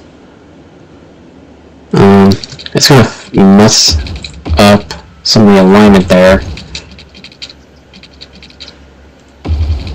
Also, it maintains, you know, the households. Yeah.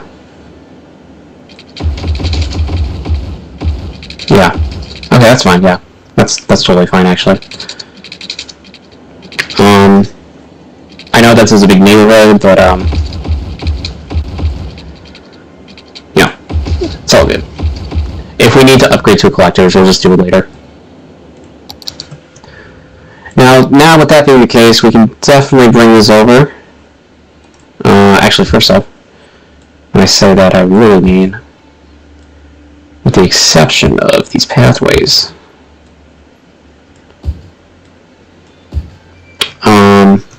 I'm going to leave these homes because I want to bring it up. I could have used Move It. I could have used Move It, but did not feel like it. Also, I think things would have spawned in behind those yards if I had done that. Okay, looking good. Now we're going to maintain that pedestrian access. We'll have that cutting through there. Looks weird. I'm going to want to, yeah, like that. Perfect. Okay. And we have the utilities, so we gooch. Now, parking-wise, I don't want there to be parking on this street because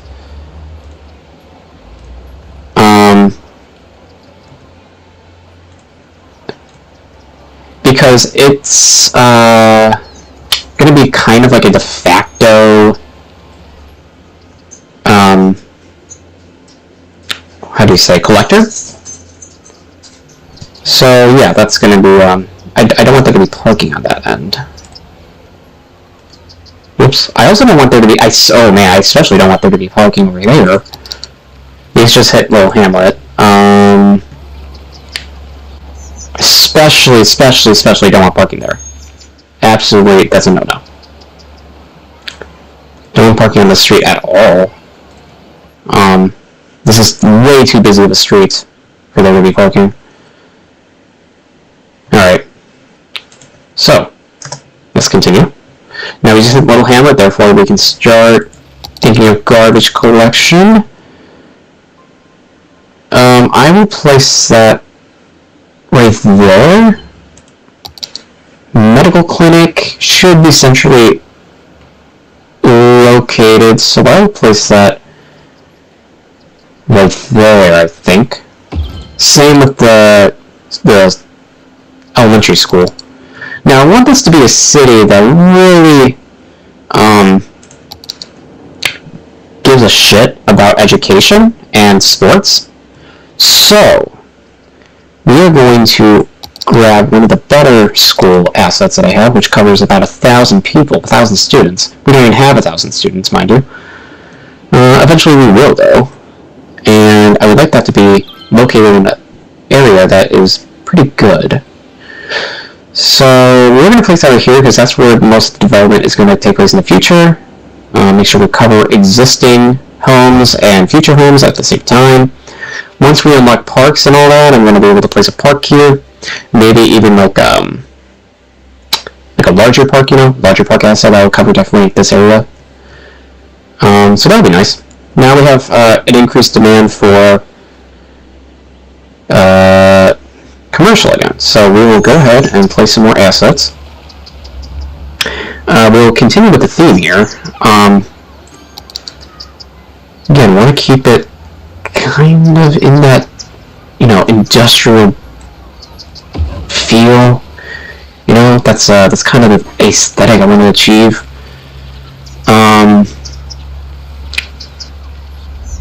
Got the pit building here, which would look very nice against this that building right there. I would like to get the modulars in here. The smoker's guru looks like it fits as well, as does the tattoo shop. I just need to see how big the tattoo shop is. Oh, perfect. Alright, it's both going to fit right there. This looks beautiful. These are complementary demographics here, because you have vapors or smokers, whatever, right next to a tattoo shop. Usually those two overlap, I think. And now I'm looking at it, I actually don't like that looking next to it. Alternatively, we can just place a mod. That looks nicer. And I might use Move It to scooch this a little bit to the left, keep it a little more compact. And I notice these assets, there's a significant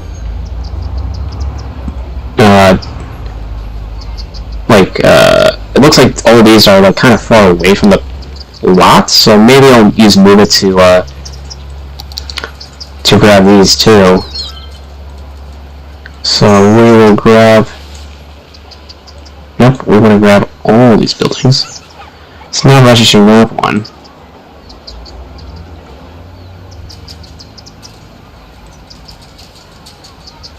There we go. Pull it in a little bit. Alright, yeah, that looks a little better. Pull it even a little bit more tighter. Alright. That looks Gucci to me. Alright, so far so good, I think. That's weird. Did I place it? I think all these assets got a little weird because of the downgrade from the collector. Yeah, that's definitely the case. Let me pause it really quick. And pull them up.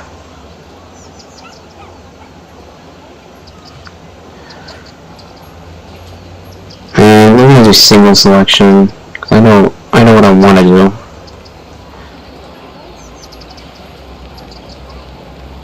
And we have a little bit of a texture thing going on here.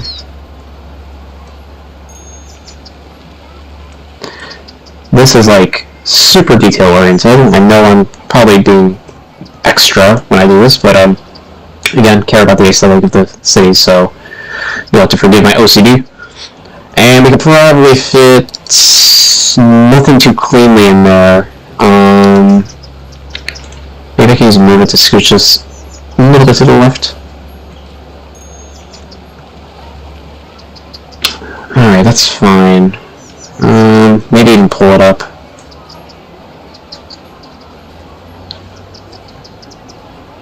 And then we can plop one, maybe two assets on here. More than likely two. The modular ones would make the most sense? Like that. Alright, cool. Alright, I'm liking how this is looking. I need a sip of water, man. We've got extraordinary traffic right here. It's almost unbelievable. I'm gonna need to use Traffic Manager to adjust this for sure. Is there a stop sign there? No, there isn't. Okay. Now we got another demand for industrial, so we will continue plopping in industry. Excuse me. Let me see what we can do. Small town. Oh, this is what I was looking for. Small town America. I really love this asset. And it's not snapping. Is it snapping? Oh yeah, it is. I'm gonna place that down. We do have a little bit of demand for commercial anyway, so that's fine. Right, okay, let's get back to industry. So now, industrial, we were using these assets. We can continue on in that vein. I'd like to include an actual factory, because that would make sense here. Maybe one factory, and then line this up with, let's see. Yeah, I'm looking for level 1s here. That makes sense. I guess that? I don't know. I want to keep a uniform as well, but...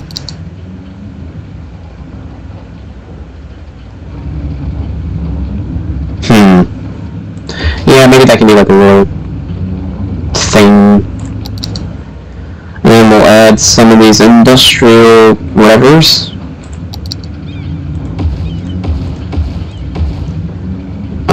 Is there one that is 1 by 1 or something like that? That's like 1? Nope. So we're gonna have a corner that is kind of unaccounted for. That's a little annoying. Maybe there's one that's 3? Yeah. Right there. Okay. Good, it fits pretty snug. I'm gonna line that row up. This row with just these kind of buildings, looking buildings. These are not quite, they look pretty identical, I think. Alrighty, now that's going. We have an equal distribution of demand for several things, and looks like we need more educated people for the smokers guru. Very simple fix for that. We can just change it from 5 educated to 3. I thought I already did this, unless it was for the tattoo place. Save and apply. And now we should be fine. It might go away. Hopefully. But again, yeah, I'm liking this corridor here. You're walking down the city. This kind of stands out a little bit, I'm not gonna lie. It's just like kind of intrusive? I don't know if that's the right word to describe it. But it definitely pokes out. Maybe I'll get rid of it. And then we will plop down something that looks... Probably these modulars, actually. Those modulars would make more sense. We plop down the modulars. There we go. So now you're walking down. And you have the tattoos, vape shop, you have a lot of retail stores. Store right there. And then a bunch of these taller buildings. These look like they don't necessarily belong, not gonna lie, but I do like that they're higher.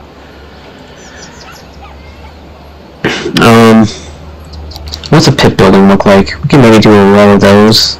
That makes a little more sense. I know you guys are probably gonna hate that I'm being a perfectionist, but a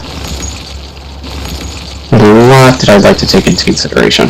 Alright, so if we line these up with pit buildings, that shuts out a little more. Whatever, that's not the end of the world.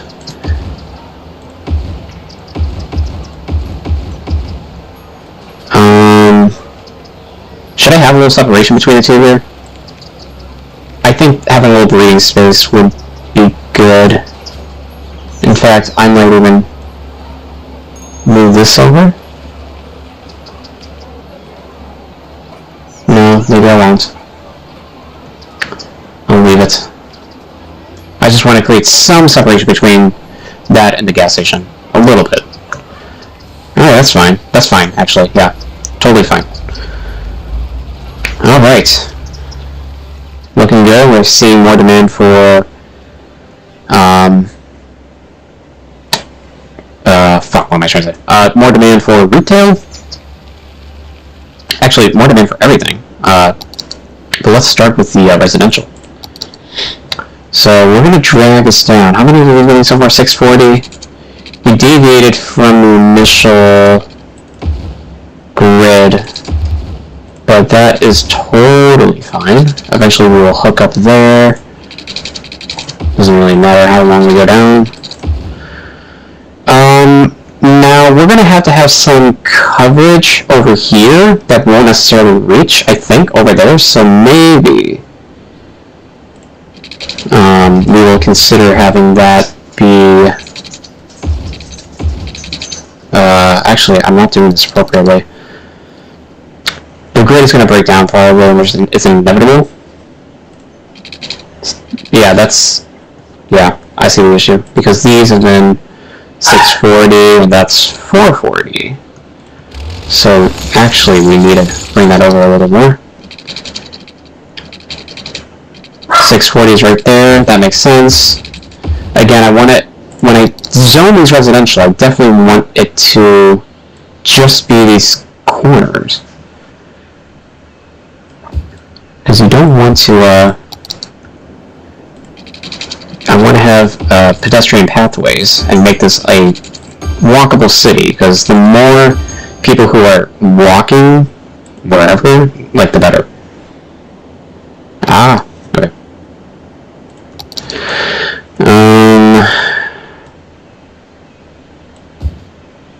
Right, okay. So we can go ahead like that.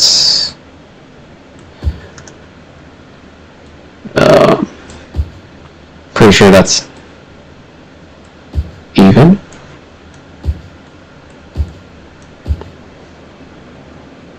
Yep. Okay, we'll just let that grow. I'm going to use this right here probably to increase coverage. And then use over here, because I want to think ahead, like where we're going to place fire departments, police departments.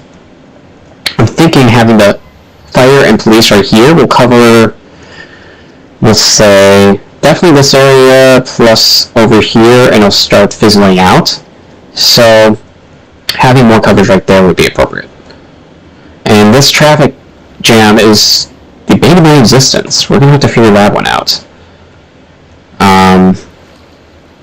Man, yeah, that is a toughie here. And I took off these. It's not like I don't think it's broken or anything, but it's not optimized, and that's what's frustrating about it. Anyway, I'm gonna leave probably these squares open, so that way I can fit in the fire department as well as the police department when the time comes. Alright, cool. Now, we're going to need more industry. And we're just going to keep lining this up. And we're about to hit our next milestone. Awesome. So now we can make districts. That's going to be good. have all that shit going on for us, so we are doing well, I think. So first and foremost, let's get the fire department going. I want to have a rural fire department over here because I wanted to cover this industry area. That's how it levels up, I believe, with more safety. And then a rural police department right there. Now the coverage may actually overlap over here. I don't know, it's not in effect yet.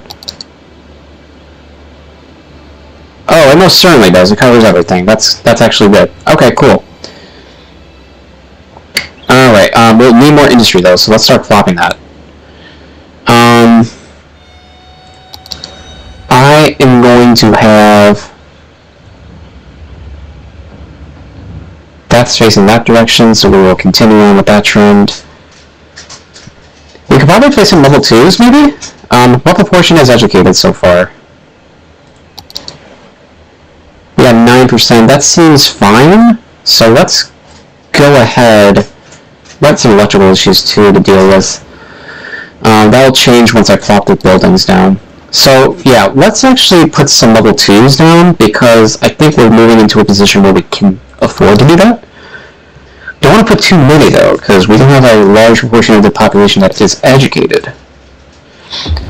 So I just want to put maybe these two. I'm not sure how many jobs are associated with these. 15 educated. That's quite a bit. 9% of 944. We still have some educated jobs over here too that are filling in those gaps. So, but yeah, we'll see how that turns out. I can always drop this down a little bit if I need to. Alright. Moreover, we should probably... And by the way, land value, rather, level 2 buildings are also need to have appropriate land values, and with these buildings right here, in close proximity, it'll definitely contribute to a higher land value, so I'm really, really not concerned about having any issues with this outside of the education requirements. So, let's just keep building out the industrial zone, though. I want to keep some level of consistency. That's definitely more of a corner. We'll just keep building it out. Is that the same one? Yes, it is. Okay. Don't need to build too many. I don't want to go overboard with it. We still have some of the electrical issues, which I don't think will be remedied actually anytime soon, so I'll just connect that with the rural power line, excuse me. Water is in plentiful supply, electricity is totally fine. Garbage is a concern. So let's add another recycling plant. The coverage, like, area is fine, it's just we don't have enough resources. So I'm really liking the way that this is looking, with the exception of this. I wish I probably, I shouldn't have done that. That should be more around the corner. In fact, we will delete it and just put the modular there. These kind of buildings should be like on the corner, because that's where it seems most fitting. A little asymmetry is okay, but like if it's in the middle of like mods, then it kind of gets weird, I think.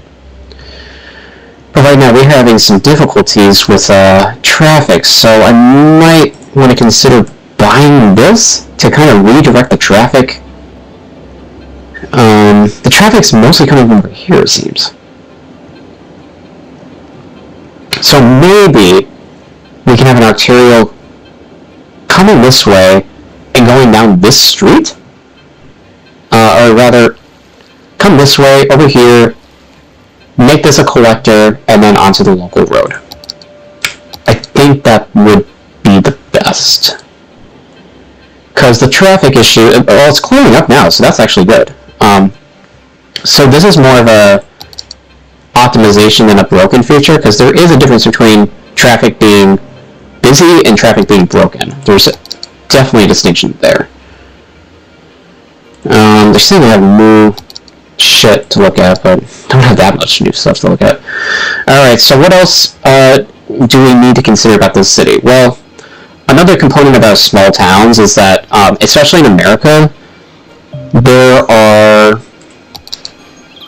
religion is an important element to it, and I have these unique buildings that function as, parishes. So we will place those where it makes most sense. And given the fact that I have, let's see here, given the fact that I have, what am I trying to say? Damn it. Appropriate coverage from fire and police, it covers the entire area, which is really kind of surprising to me, I guess. But anyway, yeah, we can fit a parish over here. We got 10 noise pollution there, 2 on this. I think having a small church would be pretty good. Put it in the corner here, make it more accessible. I like the way that looks, definitely. We could also place a park next to it. Oh, that's huge. We don't want to do that. Yeah, that's all we can do for now. Maybe I can place some parking right next to it when we unlock parks. That will be coming in the next milestone, I think. Yeah, tiny town. Yeah, when we get that, that'll be very beneficial. Boy, okay. We have done a lot today. Let me see what time. Just want to make sure I'm not going too long.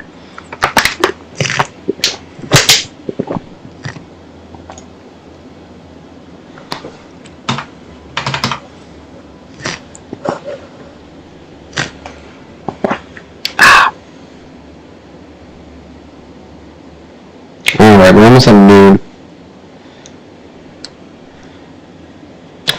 Alright, so far so good. I think this city's coming along pretty well.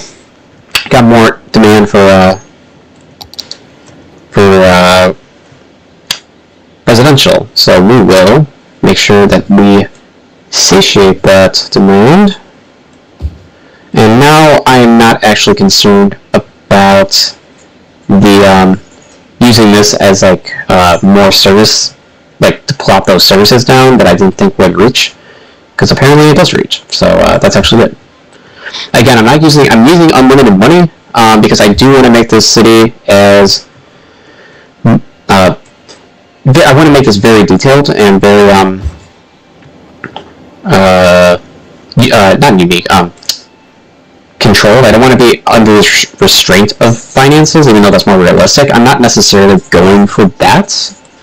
I'm willing to have that trade-off between, the realism of having the money versus, having an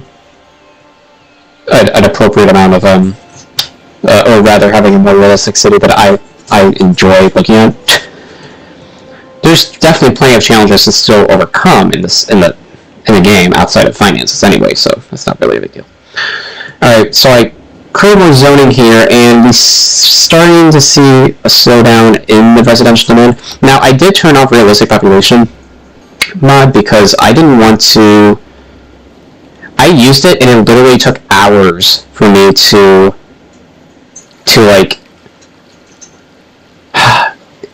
do anything, to get to like even to get to a 2,800 population, or 2,600, I guess it depends on the map, to Boomtown. It took me like hours to get to Boomtown. And I also didn't like the fact that industry was not as prioritized. So that was a concern, that was another concern I had about it. So yeah, I don't know. Anyway, yeah. So we are starting to see an increase in demand again for commercial. Now I'm feeling like expanding actually left over here and making this. We need to plop another. Hopefully we have a 7-Eleven available to us, because I would like to plop another like gas station around here. And immediately off the bat, I'm not seeing it. We have a car wash, but that's not going to go over here. Huh. In light of that, I think having a restaurant here would actually be good. This is a Sonic, so we'll put a Sonic there. Now, I do want to maintain that Old Town aesthetic, so we're going to continue on with building some of the pit buildings. I want to give a little separation between the two. And now these provide each 2 uneducated workers, so you can plop a ton of them down and be totally fine.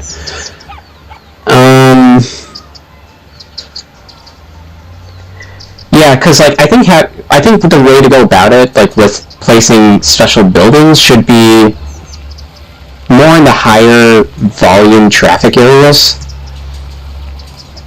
Maybe, I don't know. Maybe I'm talking nonsense.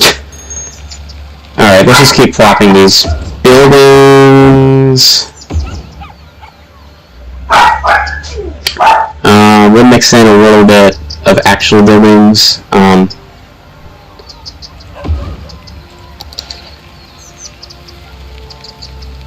Yeah, and then have a modular snuck in there.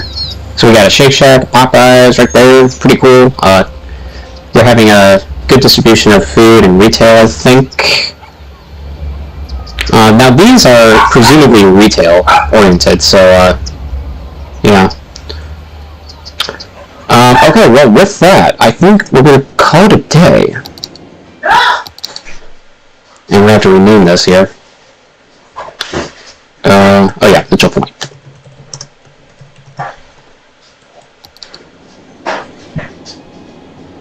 And we'll quit.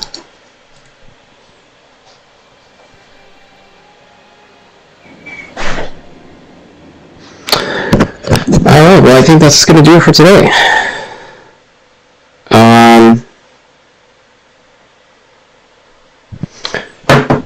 As soon as the game quits. I want to thank you guys for watching. And I should be good to go for next week. To stream, we'll probably keep playing this, continue the city, and then go from there.